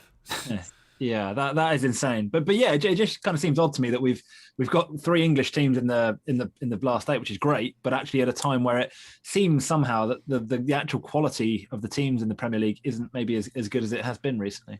I would say since Tuchel's taken over at Chelsea, though, they are a different proposition. Yeah. They've possibly not had the toughest fixtures, but you couldn't really ask too much more of keeping mostly clean sheets, putting some goals away. That kind of football, as we've seen with Chelsea in the past, can win you knockout competitions. I think Chelsea are in the final. I genuinely. I don't think we'll win it. I think we're in the final. So my take is, and by the way, in the chat, guys, Sancho to knock City out, says Callum. Not just Sancho to knock City out in the semi-final when Bayern play City, but Leroy Sané as well. If Sancho for Dortmund in the quarters, but if they don't get there, then they've got to take on Sané. Is Sancho going to be fit? I know he's injured at the moment until April. These fixtures are the first and second week of April. Yeah. So I don't know if he's going to be fully fit for it. And maybe that's what they're targeting. And they play both fixtures in 7 days. It's not like Champions Leagues in previous seasons where you wait 2 weeks between one leg. It's relentless, the schedule this year. So I think we're going to see a City Bayern semi. I don't know who wins that. I toss of a coin. But I do think Chelsea get to the final. I can see Chelsea beating Porto, right? Liverpool, Real Madrid. I don't know, but whoever wins that quarter-final between Liverpool and Real Madrid, I would back Tuchel's, on current form, Tuchel's Chelsea. They're not conceding chances, let alone goals. And then in a final, anything can happen. We know that. And maybe we'll get Bayern again, as we did in 2012, when, we were the weaker team by a country mile, but we found a way. Although we don't have a Didier Drogba or a Frank Lampard to come up with that winner. But I can't wait. I think it's really exciting. So if we're all going to name one team for both competitions, Tobes, I'll come to you first. 2 names, Europa League, Champions League. Manchester United and Manchester City. Seb? Oh, I feel like I have to be different now, but I think Manchester double. Yeah, I think if I was putting money on it, I think I'd say the same. But I'm going to go Roma and Chelsea. But yeah, it's Batici bias written all over it. Yeah. Chelsea, an Italian team. Shock. Both of Europe's competitions going to Manchester, though. That's surely a first. Mitrovic, by the way, guys, is doing a decent half-time warm-up. You don't often see that unless they're coming on soon. Could we see Josh Madger making ways? He's been quiet. He did have the one big chance that wasn't a big chance, good chance. It was a great Meslier save. But I wonder if there's been an injury there for Mitrovic to be warming up at half time. I think Madger's done well, and not just on the ball. He's probably their first choice striker now, but he didn't play against Man City. I know, speaking to some Fulham people in the week, that it was his pressing from the front is one of the reasons they wanted in the match. So we've seen, they've forced some mistakes in our backline a few times, although slightly unforced. Fulham will press us high immediately and then drop off, and Madger's important in that. So while Mitrovic has done the business against us in the past, if he does come on, we might see us be able to get a bit more of the ball and them not be quite so effective as pressing us up top. Yeah, interesting to see Bamford doing a bit of shuttle runs at half-time, Tobes. Ooh, I think Mitrovic is definitely coming on. He's putting his shirt on here. Yeah, he is. Yeah, stripped right off. What's he got on his back? He's got almost like those little cup marks when you get a massage from. Yeah. So, it's like needles. when you get. Is it? I mean, they fill the needles of blood, don't they? The pods on your back. Yeah, they're little suction cups that you get. He's been having a bit of that by the looks of it. Yeah, I have seen that at sort of massage places where they feel like a little cup full of blood on your back and it leaves that mark. Sounds a little bit pseudoscience-y to me, but what do I know? There was this one time at a Thai massage place where they started putting needles in me. And that wasn't that was when I went back the next day. The place wasn't there. It was so weird. It all changed. And I sort of couldn't find my wallet. And it was Madja that's come off as well. It is Madja. Madja owners in the mud. Loads would have gone for Madja as a little free hit. Those on a free hit thinking of Madja or Lookman, I'm guessing.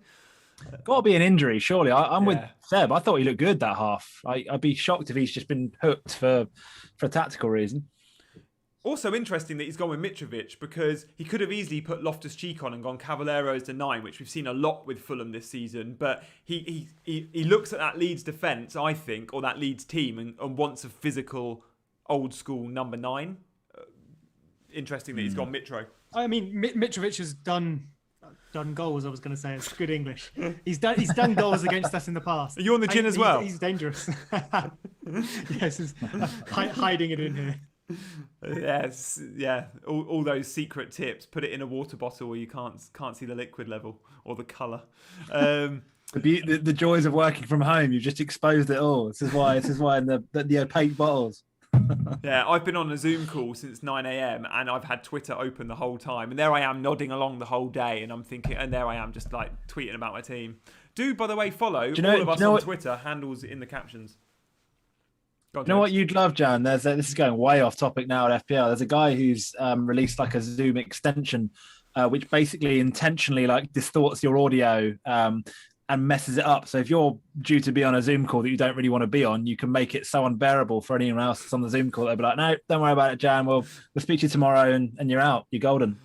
I wondered why you were sounding a bit dodgy tonight. Yeah. Got a... HK in the chat. Apparently it's called cupping therapy. Interesting. We'll check that out. I'm guessing what Mitrovic has had on his back is cupping therapy. I don't know the benefits of that, but I'm guessing it's some sort of sports massage link. It must be, unless he's just had a little bit of annual leave and maybe had a little vacay. Corner comes in, cleared. Fulham have started the brighter. It's got to be said, although we've seen very little. Again, it's going to go out for another Lookman corner from the same side they scored from. I mean, this is exactly how the first half started, right? Maybe a little bit shaky at the back from Leeds, a corner or two. Yeah, they're getting balls into the box as well. We are seeing quite a few crosses from Fulham, and you'd think that when you've got Cavallero and Lookman playing wide, but I definitely think they're targeting the Leeds' perhaps lack of aerial authority at the back there. Corner comes in, it's a good one. Meslier isn't scared to come and punch, as you said, Seb. And I've been a little bit critical of Meslier coming for crosses so much and a bit, referred to him as a bit of a flapper. But he's asked to do it. It's what he's been told. So I think, I'm not saying he's the strongest at it, but he's basically been told, come for everything you possibly can. So naturally, some of them are going to be flaps because he probably shouldn't be coming for some of them. Yeah. He's not the biggest, is he? He looks like kind of when we talk about Pickford being in the 6'1", 6'2" bracket, he kind of looks like he's around there, which isn't too big for a goalkeeper. Yeah, I'm guessing he's 6'1", I'd say, and Pickford's 6. Yeah. I was just looking that up because I remember thinking he's tall. He's 6'6". He's very slight. He's very slight. He's very slight. But what's your source on that, Seb? I mean, I've literally just Googled it. But even if he's 6'4", I was going to say I'm pretty sure he's quite tall. Really? That really surprises me because he just doesn't look it. But a bit like David. Images of him up next to other players or something. David De Gea is, I think, 6'4", 6'5", and he looks shorter than he is because he's so slight. What's his first name, Meslier? Ilan. Ilan, yeah. Oh, Leeds. Meslier Leeds. Really interested by that, and yeah, he is 21 years old, so born in the year 2000. Wikipedia. So someone who is Wow. a lot shorter there than I thought. So Dean Henderson is only 6 foot. I would have put him at being much taller than that. Oh, okay. No, I would have had him one of the shortest. I think the shortest in the league is Ryan at Arsenal, Brighton's keeper. Yeah, he's tiny. Yeah, he's tiny. He's like 5'11". But he's quite wedge, isn't he? So perhaps he doesn't look as... Yeah. I can't get over Wikipedia and Google saying Meslier is 6'6". I need another source on that. Let's have a look. He can't be. I'd say try Football Manager, but then that's also just you trusting me again. So Okay, let's see what transfer market I have him down as. next week on 3 people Google men's heights. Matt Ryan, yeah, just over 6 foot, 1.84 meters. So yeah, I think you're right. Get in the chat. Find us a shorter starting goalkeeper than Matt Ryan at 1.84 meters. Back to the chat. Skander, can you tell the timer that we're on so we don't get spoiled by goals? Gianni, yeah, so 49.09, 10, 49.11, 49.12. Seb, what were you on? Were you on 49.010 as well? Did you just refer to yourself in the third person? I did. So what? Wouldn't be the first time. I was reading out Skander's question. Skander, hello, thank you for joining us. He says, "Can you tell us the timer, Gianni, please?" And so I was like, "Can we see the timer?" And I just whacked my name in there. What time are you guys on? Seb, I'll come to you first because you're probably ahead of us. I am on 49. Seb is on 49, 43, 44, 45. Love that. Tobes, are you still a couple of seconds behind?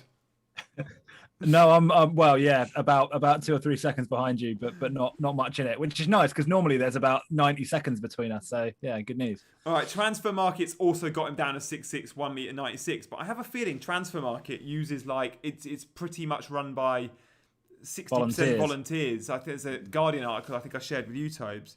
That's why their transfer fees are always so ridiculous, right? Because it's literally just like, what do you think Timo Werner's worth? And you go in there and go, oh yeah, 120 million all day long. Where it's like, nah, no one's paying that for him, mate.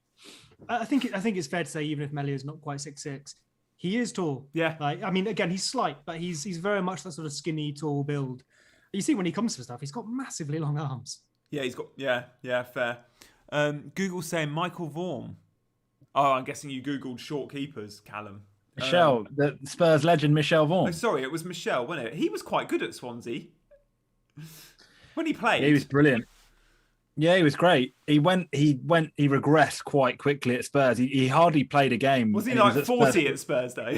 Yeah, he played. He was getting on a bit, and he had to step in. I think on a couple of occasions where Lloris was injured, and my God, it was like reeing a bloke off the street. You could tell that he was just so out of his depth at that point. He was so over the hill. Yellow card for Lamina there, I think. Bamford. Leeds. Yeah. You go, Gianni. Yeah, well, corner comes in. I think probably a Rafinha corner. Finds Bamford's head. Bamford looks like he's going for goal, but it hits him so clean on the forehead so quickly. It looks like it's going to the back stick, and there's a Leeds defender coming in, but doesn't quite make it. But yeah, that would have been that was a really drilled in corner. The way it bounces off Bamford's head at power. Still 1-1, 51 minutes gone. We're gonna have goals in this second half. Do stay with us. Hopefully some of you are able to watch the game. Some of you perhaps aren't, and you're relying on us for commentary. We'll keep you up to date, as well as giving you great chat like, is Foster the tallest keeper at 6'7" in the league, according to Sam? I think he might be. Fabian Barthez, 5'9". Oh my! Can you believe that? 5'9". And how is that? He's got what, 50 caps for France, like. Yeah, and it was considered to be like one of the best in the world, right? That's incredible to be playing professional football in goal at 5'9". Praise the Lord, because if he was slightly taller, he might have saved some of those penalties when Italy scored all 5 against him in 2006 to lift the World Cup right there. Brilliant. Yeah, and I'm thinking, I didn't realise he was that short, Tobes. What's your source on that? Is that just a... Yeah, just Google. Good old Google. Good old reliable. Google. Yeah, I mean, fair play. I mean, they got Meslier right. I've found a few other sources that have said 6'6". Foster, of course, is back in at Southampton and possibly a good FPL shout if he can get a run of games and McCarthy is out. If you're looking at budget keepers, another one to keep your eye on is the Wolves keeper Ruddy, who we know from his time at Norwich. With Patricio out, we don't know how long he's out for. Ruddy could get a good run of games. And if you've got a wild card, your second keeper should absolutely be Foster or Ruddy. Perhaps even you want to go both of them and just save some money. Tobes, you're about to wild card. Have you had any thoughts on keepers? Yeah, it sounds like a really vile, terrible thing to say, but my first thoughts when Patricio got injured were like, don't. not obviously not happy he's injured, but like happy days I got John Ruddy, because Wolves have actually got really quite good fixtures as well. He'll get the save points as well, won't he, Ruddy? Yeah. I don't actually think the injury is as bad, which is great news, obviously, as feared. Like Nuno came out and kind of went, yeah, this isn't like Raul Jimenez levels. He's not like fractured his skull. I think we'll be seeing a bit of Patricio before the end of the season. So yeah, I wouldn't necessarily be relying on John Ruddy as your number one. Like it might be a good option to stick him on your bench, because I think he's 4.3. I want to say Ruddy, top of my head.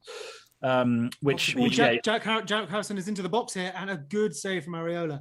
If you're seeing this coming up, Jack Harrison does amazing to get in from the right there. Well, yeah, I'm surprised he shoots though, Seb. Is that a little bit selfish, or did he just not have options? Possibly. I'm not sure there was anyone across the face of the goal. Was it maybe only just Bamford? And I think there's four Fulham players in there. There's not really anyone with him, is there? Oh, he does so well to get the chance though. The shimmy on Anguissa by the touchline is so impressive. The drop of the shoulder. Love that. Played for New York, by the way, with Frank Lampard, Harrison, my boy. Love that. Yeah. Solid. Yeah, I think he was at New York. Was it New York? What's their name? City. So it's the Man City group, isn't it? It's because he's on loan from Man City. So it's NYCFC. There was Cosmos. Is that who Pele played for? Yeah, I think back so. In the day, before the MLS. Where he probably scored about 80 goals a season. Yeah, padding. He never played in Europe, did he? We were talking about that recently. That's what I mean. It's easy to sit here as a 31-year-old going, Pele overrated.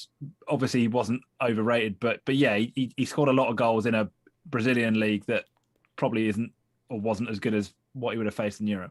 Yeah, the only thing for me on that is that he then did do it in World Cups and what have you. So fair I agree. It's hard to go. Would he have scored as many in Europe? But he did score that many, and it's not like when he got to arguably the biggest stage, he was overshot or anything. I think you could say it probably would translate. Did it against Italy in a World Cup final, and if you can do that, you're on the right journey. I'm sure he goes to bed at night just thinking, the one good thing I did in my career was I did it against Italy in a World Cup final.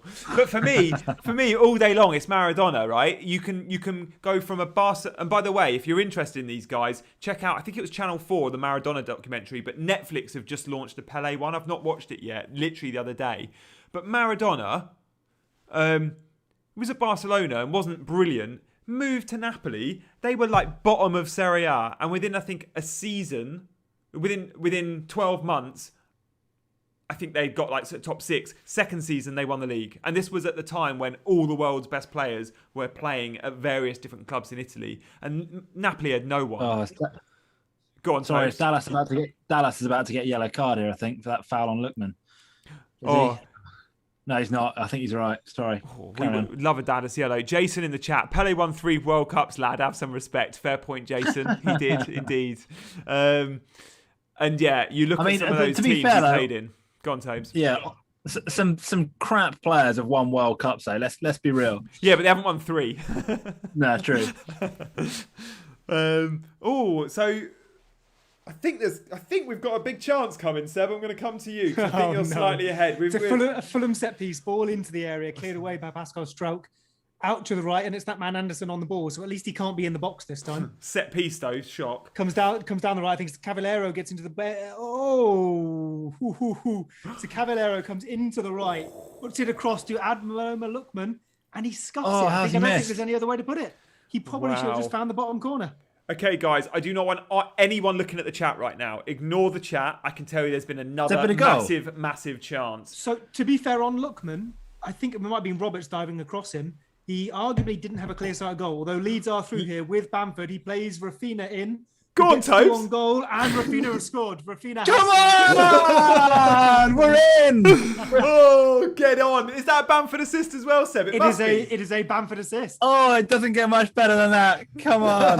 When I said don't look at the chat, I could see Tobes going, look, he's got his phone down. He decided to look at his phone. But I didn't see it. I genuinely didn't see it. I know you hadn't. I know. I was thinking quick score before you see something. After all the Leeds mistakes at the back, I think that's a bit of a Fulham mistake. Having Calvin Phillips pressures them in the midfield, wins it straight to Bamford, who plays Raphinha through. It's a Is he lovely. onside? That's our press coming good. He's definitely onside, isn't he? Yeah. It's the most beautiful first touch from Raphinha with his left foot. He could shoot first time, but he realises he's got a bit of traffic. It could take really a deflection. Well taken goal. Tees it onto his right foot in one motion. Bang. Such a good goal, that. Yeah, it is a really good goal. Like, it's just beautifully. It's about the only thing he could have done is that little left foot, the Lamella-esque roll of the left, little poke with the right. Great goal, great finish. If he shoots with the left foot straight away, it probably hits a defender. Oh, I hate this now because now I'm begging for a Harry Kane blank, and I hate the fact that I'm going to have to do that. Horrible situation. Earlier on in this show, I said Toby has made the wrong decision by not going Kane captain. I stand corrected. Fair play, Tobes. I think. Well, you say that. It's too early to say, to be fair, isn't it? We don't know yet. Yeah. Kane could get a hat-trick all day, and then we're having a very different conversation. He could, but going into the fixture, knowing Raphinha's going to get you, let's say, 8 points, I think you absolutely, if all the Kane captainers had the option now of switching and could take the 8 of Raphinha, you would. I would. Yeah, I think you probably would. Yeah, put points on the board. Yeah, I think I would. Seb? Good question. I don't know because, like you say, you offer me 8 points, I probably do take it. But, I mean, I made the decision not because I thought Raphinha was not going to do anything. I made it because I thought Harry Kane was going to do more. So, if you'd asked me before that happened, what am I hoping for from Kane? It would be more than 1 goal. Yeah. And I'm saying 8 points. I mean, to be fair, he'll be on 7 with the goal and the appearance. You'd think he's going to be in the bonus, and we'll let you know it's in the next couple of minutes. Bamford has got to be probably on for 3 because he's got a goal and assist. And in the BPS, forwards are rewarded for goals more than midfielders. What did we say, guys, in the chat who were worried about Raphinha doing nothing in the first half? We said second half is when he comes to life, and he's done it again. I love that goal. I think that's really underrated. Like, I know we're banging on about it, but I can imagine most will think that was just fairly sort of comfortable finish. So good, the tee up on the left. Bit of personal news as well, Gianni. In our mini league, and I know you're right in the tail of Nick Little, who doesn't have Bamford, so this is some good ground gaining for you as well. Does he have Raf? He does have Raphinha. Who's his captain? Kane. Kane, I think. So he's bought Kane in this week. He bought Kane in and captained him, but he owns Raphinha. He's only got 1 Leeds, so. Yeah. Such a defensive move from the lad. He's too late on Kane. He is too late on Kane. Kane's on the downslope now this season, I think. Christ. Okay. Back to you, Seb. Go to Tobes. I've got a pixelated screen again. Tobes, I'm going to come to you. There's been some action. Oh, we got some more action. Okay, there's a stop in play. Looks like a free kick for Fulham. And the camera is panning on Anderson at the moment, like he's about to bang in his second of the night. Oh no, it's a substitution. Ruben Loftus-Cheek. Okay, we've had guys. If you saw me at my spooked, hang on a sec. Right, ball in from Fulham, whipped in. Handball. No, handball. They're appealing for a pen. I think that could be given. I don't think the ref has given it, but they're going to check, aren't they? Yeah, I mean, it's gone out either way. It's one of those where, based on the reaction of the players, you've got to think that something quite controversial has happened here. So it does hit hands. It's just going to depend on interpretation. It's Llorente, isn't it? Harsh. Oh no, it's Bamford. Bamford blocks it, and then I think it might bounce up and hit. Is it Dallas on the arm? It hits Bamford's arm on the way up. I mean, it's completely accidental. I'd be surprised if this is given, to be honest with you. Yeah, but his arm's in an unnatural position. It's Dallas as well. But is it? Because he's jumping. Like, oh no, hang on a sec. It's a Dallas handball, right, Seb? Well, I mean, I couldn't see if it hit Bamford first time, but it comes off. Bamford goes to try and stop it with his foot. I mean, just the corner. Doesn't matter. I don't think they've given it. Okay, no pen given. But yeah, I think that's fair enough. I think that would have been harsh for that to be a pen. Guys, if you saw my shocked face just before that, I'm sitting by a window onto my garden and nothing happens in my garden ever, right? It's fairly dark and private, and my wife has just taken the dogs out for a wee, and she never goes to the back garden. She takes them out for a walk, but she's just randomly come out the back and the approach lights turned on, and I can just see my wife in a dressing gown in the garden, and I'm like, oh my god, murderer. And yeah, it was so if you saw my reaction, I thought you were just really excited about the possibility of a penalty. I didn't realise you thought you were getting robbed and murdered. It was the creepiest thing ever because she's literally about a metre from me, right up against the glass. Yeah. More good news. I didn't realise Banger doesn't own Raphinha. Doesn't even own the boy, let alone captaining him. Oh, there she is. There she is. Oh, the poor woman in a dressing gown. I'm not sure she agreed to that. No, She definitely didn't. I think you might be on the couch tonight, Gianni. She's going to kill me for that. Right, what's the timestamp? I'm 63 minutes, bang on. And as I was saying, Banger in the mini league right behind me does not own Rafinha, which is great news for me. No, I mean, who do we think? Do we think Bamford and Rafinha is going to be? I know we keep talking about the top 10K. It's got to be popular in that. The Bamford injury maybe put a few people off bringing him in. Yeah. But I don't have either as captain, but I own both. Yeah. Do we think that puts me up or puts me down? Up. Yeah, I'd go up. I think definitely up. I think if you own one and not the other, though, then yeah, you're probably... Rafinha's ownership's not as high as we might think. I feel like amongst the Twitter community, and it's probably very high. 16%. Yeah, whilst Bamford's 48, 49, I think. Yeah, just under 49. Yeah, and that's fallen, by the way. Bamford's had a price fall and might even be getting another price fall tonight. This game week, he's already had -1 and maybe -2, which is surprising. I know he was flagged, and that just put so many people off. But knowing he had a fixture to see a price drop was really surprising. 6.7 million. I could really do another Rafinha return in this game. I'm in dreamland. I'm top 10K material, I reckon. Yeah, although if Rafinha gets another one, I'll give you that. Yeah, checking rank midweek. It's just checking. It's just not cool, is it, Tobes? Well, I haven't checked my rank. I'm just guessing. I would suggest if I get another goal out of Rafinha tonight as captain, pretty much anything can happen the rest of the game week, and I'd be in the top 10K. Yeah, I'm just bitter. Fair. Seb, are you one for checking rank midweek? No, nothing good comes of that. Good lad. I'm on a petition on Twitter to stop people doing it and posting about it, because I like the amount of people celebrating midweek on a rank. I'm like, what's the point? It's not over to the. I think to be fair, I think there is a difference in like checking it and just kind of being like, oh, that's interesting, and actually going, oh, check out my rank now. Like that is kind of pointless because it will change massively, and it always does. There's no point posting it with any kind of realness to it. But yeah, I don't have any issue with people getting excited about having a good day and talking about, oh yeah, I'm getting a green arrow, and then yeah, I think it's fine. Oh, I mean, live and let live. People can post and celebrate whatever they want. It's just not the one just for me, and I don't, not because I think, oh, that's not for me.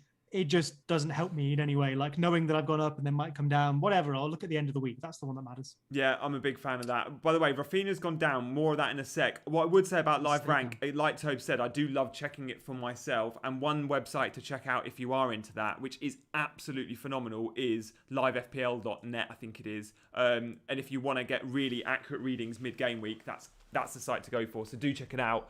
I will say their transfer... Oh, no, sorry, gone. No. Rafinha's on his he's looking a good way here. No, he's got a stamp on the ankle or something there, I think. Yeah, it looked. Oh yeah, that's naughty actually. That looked a bit studdy across the top of the boot. You're seeing a slow mo now. It's an orange. That. Oh, I tell you what, that's going to really hurt as well. That's like the heel studs going bang into the top of your foot. It's an orange, isn't it, Tobes? It's not enough to send him off, but it's more than yellow. I'm not even sure. Did he get a yellow card? Did he even get a foul for it? I don't even think he blew up, did he? He didn't at the time, I don't think. They've gone back now, but don't think I think he stopped play because of the injury, not because of the foul. Peter in the chat has just said top 10K, Rafinha's 81%, Bamford 74%, so presumably effective ownership. Yeah. Really surprising that loads more of Captain Rafinha than Bamford. Interesting. I think in the top 10K that makes sense if you're following it closely. Rafinha's stats have been superior to Bamford's by quite a bit recently, so yeah. I think that makes sense. I think it was the injury scare as well. I think if people knew Bamford was 100% fully fit, you would have seen a lot more on Bamford. It was the fact that he was flagged. I think people pay a lot of attention to that. Yeah, fair. Gianni, I was just going to say when you're talking about livefpl.net, I used that for planning my game week 24 wildcard. They've got that transfer planner tool where you can, so obviously doing game week 24, I needed to know what I was going to do in the upcoming doubles, upcoming blanks, and see how my team worked out. Could have done it with pen and paper, but it would have taken 4 times as long. So genuinely, not even plugging it because I used it before we even, knew we were going to talk about it. You used it before it was cool. Tool. Yeah, that's what I'm going with. But it was a really valuable tool. And if you're looking at wildcards now, for example, or how you're going to get out of free hit teams or out of this blank team, it's a useful thing to plan for the fixture swing around, 31 and then another one around 30, 33, 34. Yeah. Yeah, no, I can definitely see that. And when you're planning a wild card, there's so many variations. And because you're not just planning what you're doing now, you're planning your moves ahead. Having a tool like that is really useful. Rafinha, by the way, looks like he's going to come back on.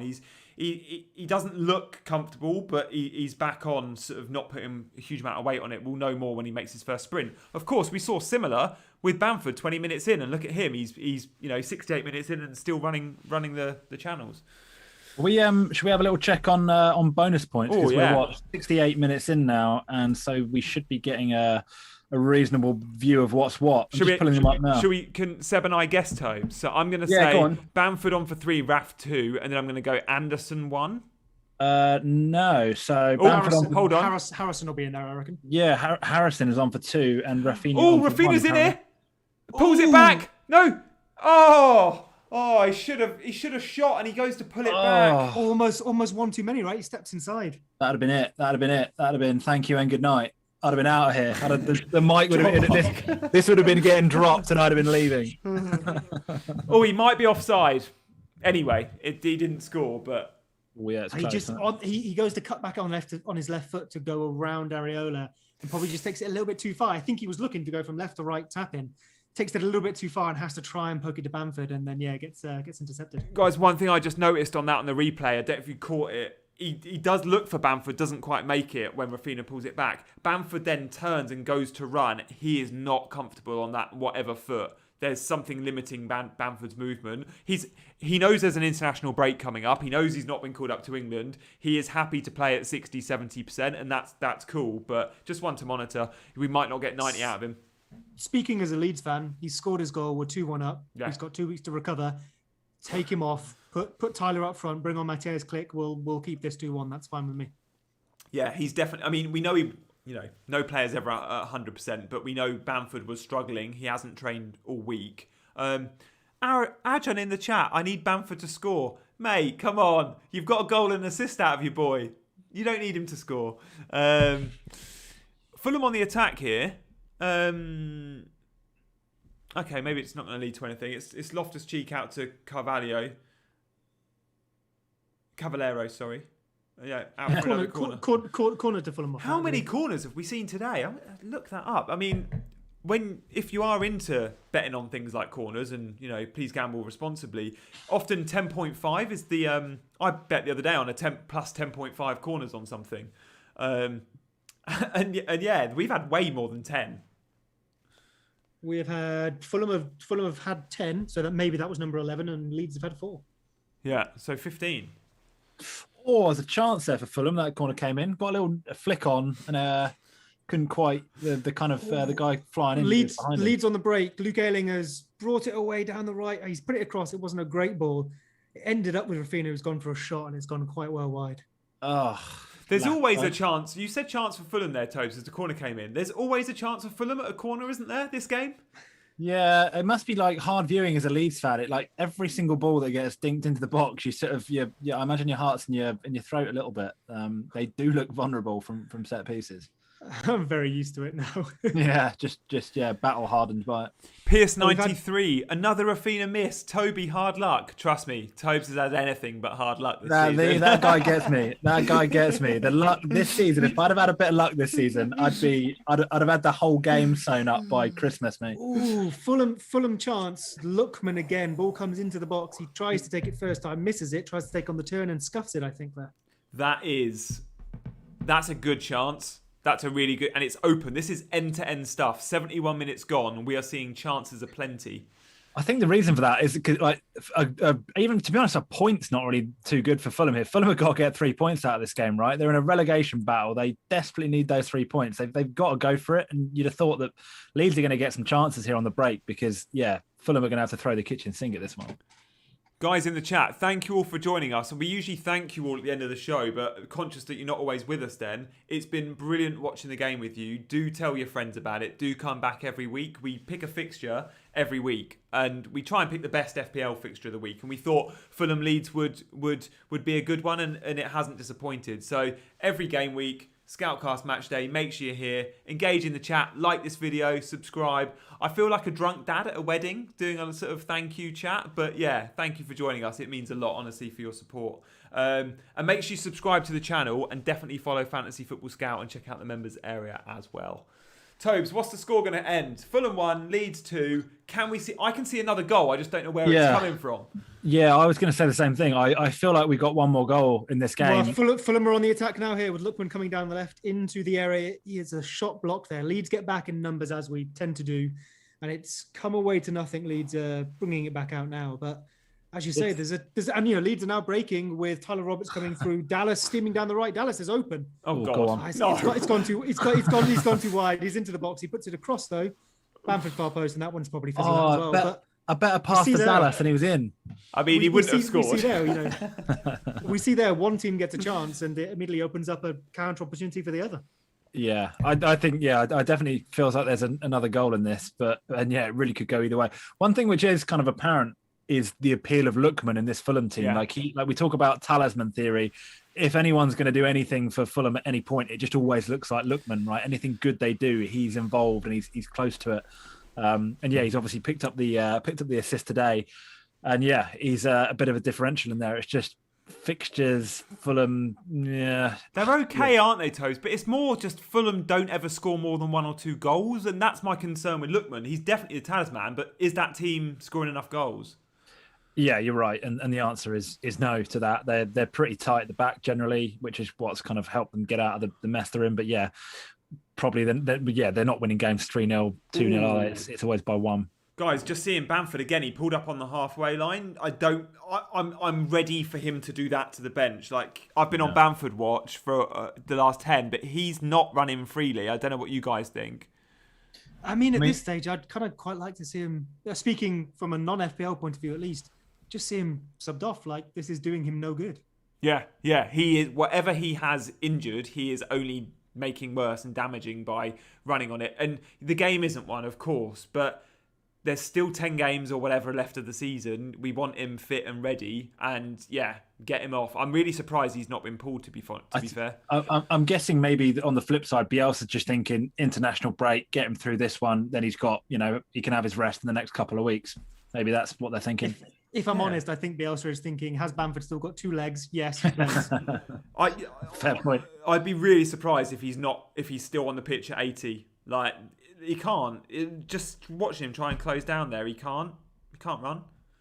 He's gone down. Yeah? He is lying on the floor. The tank is officially empty. I think that might be it. He's nodding to the bench. He's pulled his sock down. I think that might be it. So I would expect probably to see Mateus Click. Yeah, Click is stripped off. So Click will come on. Tyler Roberts will go up front. That is a midfielder, Tyler Roberts, going up front. Yeah, and Seb, he's pulled down his sock on his right shin, which is the same right shin he had earlier. Yeah, it looks like he got a kick, didn't he? So again, whether it's just an impact thing or what have you that he hasn't been able to quite, run through, I don't think it's going to be a long-term thing, but he definitely needs a bit of time to recover from that. Fair play. This happened at 21 minutes. It's now 76, and he's got a goal and assist to his name. So, players are often criticised. There's players, Harry Redknapp tells a story of Gareth Bale back in the day. Come on, Gareth, get up, play. You are fine. You can play at 80%. Some players don't like to do that. And Bale is one of hundreds of examples we could put out there. But fair play Bamford. He looks like he's willing to put a shift in and play through the pain. Love that. In the chat, loads of you have been letting us know about Bamford. Go on, Seb.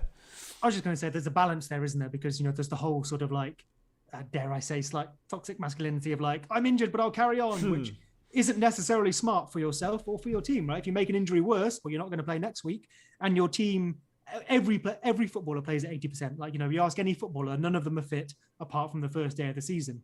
But if you aren't able to perform your job, you're not helping the team either. Don't be the hero. It's about the team, not you. So yeah, I think there's a balance to be struck. Yeah, and if you can't press the ball, Bamford, which we've just seen you can't, then absolutely get off. Really important convo in the chat. James has asked where my PSG top is from. It's this season's travel kit. You might have seen their third kit from the Air Jordan range. It's these colours. It's got the purple, the third kit. It's beautiful. I really want it. And this is the jacket to match. So this is available online. This feels like we're back on Bid TV, Gianni, and you're gonna like a little graphic's gonna pop up on the screen, and it's like for a limited time only, price drop, ding ding ding. Gianni Petticci, sponsored by every football club ever. What I was thinking, I want to go into business with Banger, who is a massive football shirt collector, Luke Johnson from this channel. I think between the two of us, we could have our own website, and I could promote the website through these channels. And maybe Scout could take 10%. I don't know. What are you going to do? Sell your entire collection that you've worked so hard to build up? Is that the plan? I just have to buy loads more to resell because I'm not selling any of this stuff. A Lookman corner here, and we know one of those has already gone in. Anderson is up for it, of course. Actually, that Leeds kit is a similar colour to the PSG colour I was going for, the maroon, sort of purple. So the corner's come to nothing, but I think it might be another. Maybe, Gianni, like you were willing to pay a bit extra because one of your Roma tops was worn by Totti. Perhaps the FPL community will pay a little bit more because it's been worn by Gianni Petticci. I mean, if you want your hands on any merchandise, then please do buy the book, FPL Unlocking the Secrets to a Top 1% Finish. Also, check out Wasting Your Wildcard, Fantasy Football Scout associated book. 2 FPL books. You guys all own neither. So give them a Google, check them out. They're the only 2 good ones on the market, in my opinion. Tobes, corner to Leeds. Someone's asked us about another corner. We must be on 20. Someone's asked, is FPL Diary a joint Twitter account? Yes, it is. Toby and I both run that. That's the book Twitter account. We are thinking about a volume 2. If you've got any ideas of additional chapters and you have read the book, please do DM us or put in the chat ideas you might be thinking about. But yeah, we have another corner. And it's a Leeds corner. Seb, prediction. 10 minutes left, probably 15 with extra time, added time. Is there another goal in this game? If so, what team gets it? The corner from Rafinha there just comes in, and we've seen a few good strikes from Alioski in that position. This one, not so much. Hits that Tries to take it first time, and he puts it over for 2 points. Did he have to go for that first time? He had a bit of space.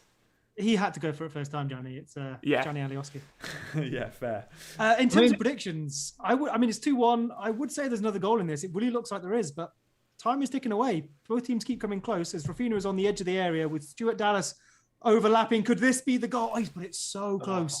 It has just gone wide. That's Rafinha to Dallas. Oh, can you imagine? It's so close as well. Can you imagine the scenes if that goes in? How far back is Rafinha on the BPS? Because that's a big chance created. Potential that will go down as a big chance. Harrison was ahead of him last time I looked. Yeah, Harrison 29, Rafinha 25, so he's 4 points. I think that could be a +3 though. Is it a big chance? Created? Don't know. Yeah, is it +2? Sure. Again though, what's the definition of a big chance? At what point does that chance not become a big chance? Does the XG have to be over 0.5 or something? I don't know. What is it, Seb? So this is a bugbear of mine. So Opta obviously provide stats. I knew Seb would know. Brilliant. So obviously all the stats are collected by a person watching a match. They're checked and everything, and they're entered into a system, so they're pretty reliable. Big chances is literally just down to the opinion of the person watching it. It gets checked, of course, by a supervisor, but you would think you would take an XG value and say, okay, over 0.3 is a big chance. They don't. It is completely subjective, although it is checked, like I say. I'm guessing they have some rules and stuff around it. So it's the one stat that I'm always a little iffy on because unlike, a shot on target, which is a shot on target, big chances changes depending on who's writing it down. Yeah. Interesting. That surprises me. Does it you, Tobes? That really gets me, that. Yeah, it does. It's also made me think, I've been to a few games, real grassroots stuff, like Lewis FC near where I live. And there's a bloke often that sits there in the stand with a little iPad and he's just tapping away the whole time. And for ages, I was like, what is this guy doing? And then it occurs to me that he is probably one of those people that is employed to go there and sits there going, yeah, corner to Leeds. I don't know exactly what metrics he's looking at, but yeah, he must be the big chances guy, I suppose. Quite possibly, yeah. So you would, like I say, you'd think it would be over a certain value of XG. I'm guessing the reason it isn't that is because XG doesn't update quite live enough. So they just have to, put it in their opinion. But Seb, what about, so obviously they measure the number of passes that a team has made. Is that literally a person sitting there going pass, yes, but with a little clicker, pass. Guys, I'm gonna come. Sorry to interrupt. There's a Leeds corner, and there's been another big chance, and the corner's gonna be a Rafinha corner. It's a Rafinha on the corner, and Luke Ayling heads it across the area, and I'm not sure who misses at the Is far that post. Dallas at the back stick? Quite possibly. Quite possibly. It would have been a Luke Ayling assist. And if you're saying Dallas there, it's not an easy chance. It's one of those. It may have been Llorente. I don't know. I've not seen the replay. Okay. It's one of, just speaking about big chances, it's one of those where you go, oh, that's a big chance, but he's on the stretch. It's a wide angle. Yeah, it's almost an open goal. But to get his foot around that ball and actually get it on target, very tough. And he puts it a bit high and wide, unfortunately. Guys, we've had a couple of questions. Shari, what are those books again? Right, let me let you know, because Pierce93, thank you for sharing that information, Pierce. You've said the books are Wasting Your Wildcard, absolutely bang on, and How to Guarantee a Top 1% Finish. That's our book. Toby and I wrote that one. It's not How to Guarantee, though. Close. It's Unlocking the Secrets to a Top 1% Finish.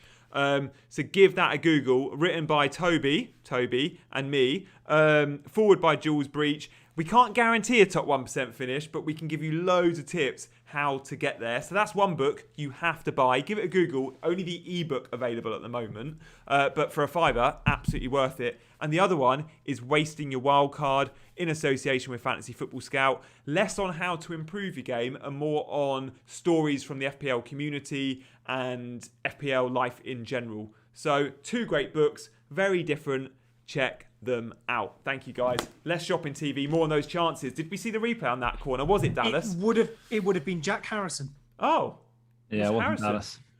I thought I'd see that man. You'll see a replay now, like down the line. It's a tough chance. He's really stretching for that. Yeah, it's one of those, Jan. It's a bit like that still of Harry Kane in the Europa. Like if you got a still of that photo, you go, "Oh my God, how's he missed from there?" But without the context of the ball flying across at like knee height, it's still can tell you all sorts of things, right? It was the chance there wasn't really the back stick, was it? It was the Ayling header. If that, that's get that on target and it's potentially in. I'm not sure it actually was Ayling. I think it might have come off the defender in the end. Okay. Would have been, not that it matters because nothing came from it, but yeah, it would have been debatable. Might have had an assist taken away from Ayling, which would have further crushed Seb's evening. Still a big chance, though. Still a big chance for Ayling. So Rafinha in the BPS will jump again. I think he's going to get 2. Also, Rafinha's just jumped up to 28. Harrison's on 31, so he's now 3 behind Harrison. So he does probably need to do something quite significant to get above him in the bonus here. No way. Nuclear Atoms, who is one of my absolute faves, Nuclear, on Twitter, and you watch all of these shows, thank you for joining us. He actually won a copy of FPL Diary last day of the season last season. The competition was to predict the time of a Man United penalty, which was Toby's inspired idea. So did we send you out a book, Nuclear, or did we send you... We must have sent you out a book. Let us know if you've got the physical copy. I'm sure you have. But that's awesome. We had to stop doing that competition. Yeah, we had to stop running that competition. We were doing a Manchester United. If Man United score a penalty, we'll give away a free book. We're running out of books. Yeah, predict a minute, and every game week, like they were actually getting a pen. It was Project Restart, wasn't it? Yeah, it was getting silly. We had like you say, we had to go down to predict the minute, and still running out of books. The irony being now we've literally got a couple of books each, and we're out of copies. We've given them all away. Alioski, ball in. Blocked. Okay. I would say apart from those last couple of corners, it's been all Leeds for the last 10 minutes. We're probably closer to making it 3-1 than Fulham making it 2-2. Yeah. Seb, who's on penalties while Bamford's off the pitch? Click. It'll probably be Matthias Click. Yeah, of course. Yeah. Ooh. He'd be on him even if Bamford's on the pitch, right? Well, when they were both last on the pitch, Bamford took it, I believe. But he's only taken 1. So you'd probably say Bamford, but there's a margin for error. He did say in the press conference after that game, "I'm on him until I miss." Quote. He said, but who's to say that's right? By the way, guys, there's a free kick in a tasty position here. It could be Alioski that's over it, or was it Rafinha? It's Rafinha. Was Alioski holding his hamstring there as well? I think he's okay. Ooh. Okay, no. Still in the box, bouncing around. The ball comes in. It's now on the edge of the area with Phillips. Crosses it in. Back stick. Alioski. Good save. Oh, Areola with another good save. Areola's made a few of them today. I think that's Alioski on the volley, was it, Seb? It does look like it, yeah, with the orangey pink boots. Yeah, Alioski indeed, and that's a decent save. Yeah, I mean, arguably Lamina is there on the back post to clear, but he's got to save it. I think that Areola needs one more save to get one save point. So Areola owners out there might be eyeing this up with a bit of intent. Oh, Rafinha's gone to the edge of the area and Calvin Phillips has done his best Alioski impression, but unfortunately it's not come off. Tried the first time volley and into the defender immediately. Yeah, what do you think the XG on that was, Seb? Probably negative. Um, Calvin Phillips used to be an attacking midfielder. He played really? sort of 10 a long time ago Who when for? no one Leeds? cared about Leeds. For Leeds? He came through our academy. He's a Leeds lad. He came through, I wouldn't say like a number 10, but he used to be more advanced. Do you know Pirlo used to be a number 10? Actually playing the number 10 role, and it was Ancelotti at Milan. So he was at Inter as a kid, number 10, moved to Milan as a 10. Ancelotti went, I want you as a quarterback. Let's go. The world's first ever soccer quarterback. He invented the position, right? And look at him, the best ever to play in that role. Former number 10. Yeah. But I mean, I'm not saying Calvin Phillips is going to go down the same route, but I can see the thinking. Like, he has got an eye for a pass, I guess. But he's also very sort of combative, unlike Pirlo, I guess. But, yeah, I mean, it's a different role, but yeah, I can see what you're saying there a little bit. The Yorkshire Pirlo is lovingly dubbed sometimes. yeah, if he let his hair down a bit, get rid of the top knot, he might have the same sort of. Oh, Calvin's hair over Andrea's hair by a mile. Yeah, he's got great hair. Not as good. Pirlo's got the best hair in football.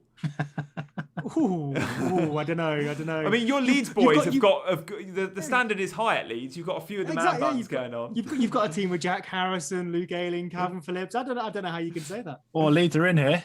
Oh, was that given for offside? So Rafinha slips him in, didn't he? Yeah. Alioski, by the way, is so far forward on the left. I don't know if that even was Alioski. It may have been Harrison, but he has been getting into useful positions tonight, Alioski. And again, all the attack, the big attacking threat has come down the Leeds left, which is very surprising. Like, usually it comes from whatever side Rafinha's on, but I would say, I mean, Rafinha is on the left, or he's been on the left quite a bit now from what I've seen. But Luke Ayling has been getting very advanced on the right. Admittedly, like you say, a lot of the build-up has come left. Yeah. But we've seen him obviously get that header that was ruled out. We've seen him have another couple of chances. He's provided quite a few crosses from close to the byline on the right-hand side. Action. Seb, coming to you. Loftus-Cheek with the ball. ball. Oh, no. Well, Fulham are on the attack here. It's down the left-hand side, low ball into the area. So Dallas has put it out for a corner. We've got 5 minutes out of time. I don't know if they're going to check that for something, are they? Or am I waiting for the corner now? I think it might be a corner. But we shall wait and see. I mean, corner number 25 of the game or whatever we're on. 5 minutes of added time as well. Still time. Lookman over the corner again. Oh, not Lookman. I've got some buffering here. So corner comes in. Tobes, give us what you're seeing. Yeah, Lookman's just whipped it in. Oh, I'll tell you what. That looks like an unreal save. I don't know who got the header, but Meslier got down so well there. He's had a really good game, isn't he, Meslier? Well, I think it might have been Mitrovic that got the touch. But yeah, again, it's Leeds not defending a set piece particularly well. I'm just seeing the replay now. It's a clearance from strike. Pascal Strauch. It wasn't actually going in, was it? It would have been going wide. And yeah, so I'm bigging up Meslier here, and he was nowhere near it. Yeah, it's kind of cleared off the line by, is it Strauch? Yeah. Seb, the thing I ask you every week, where did you finish last season, 386 or 389? The answer is 389. I know that now. I've seen it enough. And how to pronounce Pascal Strauch. Well, I mean, so I can't do it properly. He's Dutch, and my partner's Dutch, and it's that sound in the middle. So it's stroke, but like there's that sound in the middle that I can't make. There's kind of like halfway between like an ow and an o is how you pronounce that UI.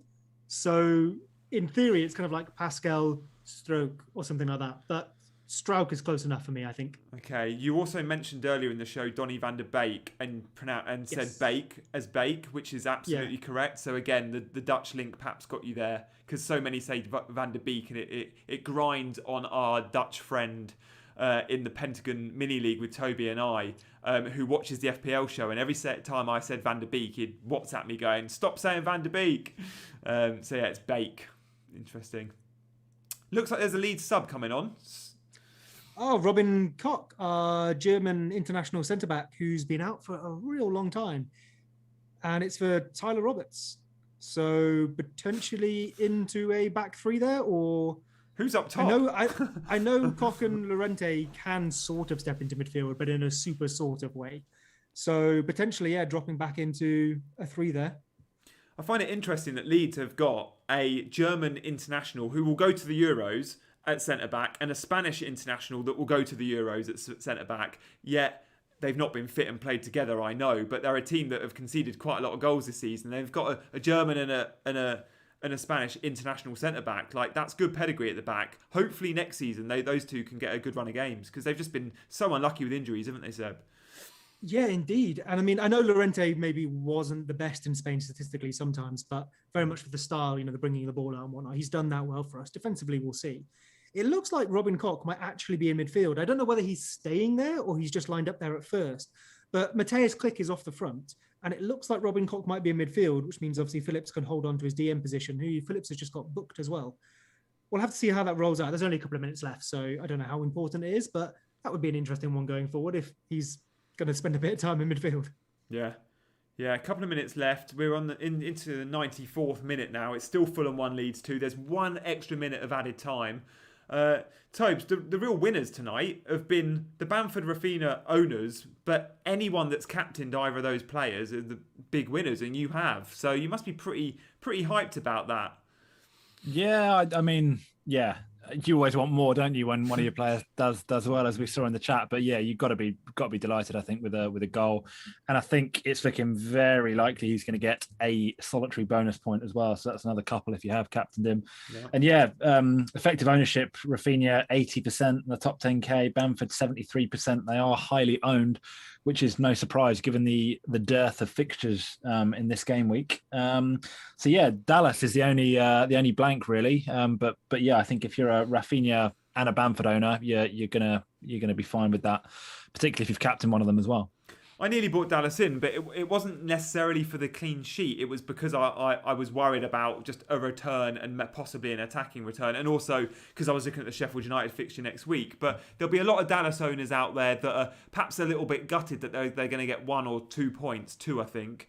Dallas owners, I want my Luke Ayling goal. Yeah, not fair. Not for my team, but just so I stop looking so stupid on Twitter and the podcast. As to why you've gone for him. But what I'm thinking is, Dallas owners, if you are slightly annoyed, you can't be. You've had so much love from him all season. So unless you've just bought him in, I get it. But yeah, as Seb says, Ayling disallowed goal was very close, and also second half, another big chance. So it's coming, Seb. Those Ayling points are coming. Stay loyal. I think the whistle's gone, guys. It's Fulham 1, Leeds 2, final whistle. So that is a massive result at the bottom of the league, because Fulham, of course, are fighting to survive. Do we still think Fulham have got enough, guys? Callum Wilson is back training for Newcastle. Is it one or the other? Or could Burnley be in the mix? What do you reckon, Seb? It feels like one of those, if the season went on long enough, they'd stay up. But do they have the time to get the points that they probably can earn? They're a decent outfit now, but they started so poorly that they've got a lot of ground to make up. So I don't know. They're relying on others to do them favours, aren't they? Maybe Newcastle, like you say. Yeah, I think Fulham are going to just about have enough. But what do you reckon, Tobes? It's a tough one to call with Wilson back in training. Yeah, I mean, just looking at the table now as well, the difficulty they've got, Newcastle have 2 games in hand on them and are 2 points ahead of them, that feels really big at this point. Brighton as well, 2 games in hand. Yeah, Fulham have played more games than anyone in the league. That's obviously with tonight's fixture on. Tobes, that is with tonight's fixture, yeah. But yeah, Seb's absolutely spot on. Like they're really relying on Newcastle doing them a favour. And yeah, I kind of feel like even though Newcastle have been terrible this year, Newcastle will probably pick up enough. They'll probably get 1, maybe 2 road results, 3 points they pick up. That will probably be enough for them. So yeah, I did think Fulham were going to get out of it, but the more I look at it, I think tonight's result is pretty big. And yeah, I think Fulham are probably my favourites to go down as well. Unfortunately, I like them. I'd just like to point out as well that is Leeds' first win in London in a very, very long time, a few years, I believe. So I have no idea why we couldn't win in London, but we have. So it's over. I can't wait for the final day of the season. One, so this FPL season can be over, which I'm having a stinker. But also, it's Fulham versus Newcastle. That could be the game to survive in the Premier League. It could be gutting if, like, say, Fulham are down by 4 points or something on that day, and it's just a complete dead rubber. You want it to be, maybe not for Fulham and Newcastle fans, but for everyone else, you want it to actually mean something, right? And it could even go down to goal difference, guys. So that game could be an absolute stormer. At the moment, Fulham are on -15, Newcastle -17. So even the goal difference, which effectively, goal difference when it's that tight is a point, right? That's the extra point. So yeah, really interesting one there. Fulham -15, Newcastle -17. Play each other on the last day. Very excited about that. Craig in the chat, #Justice for Eiling. Love that. Perhaps we'll leave it there. Guys, thank you all for watching. Thank you, Toby. Thank you, Seb, for joining us. It's been a very fun intro to the game week. Of course, it's blank game week 29. We'll be back after the international game week for the best FPL game, whatever that will be, in game week 30. So do join us then. But thank you for time. Take care and have a good weekend. See you guys. Good stuff. We're out.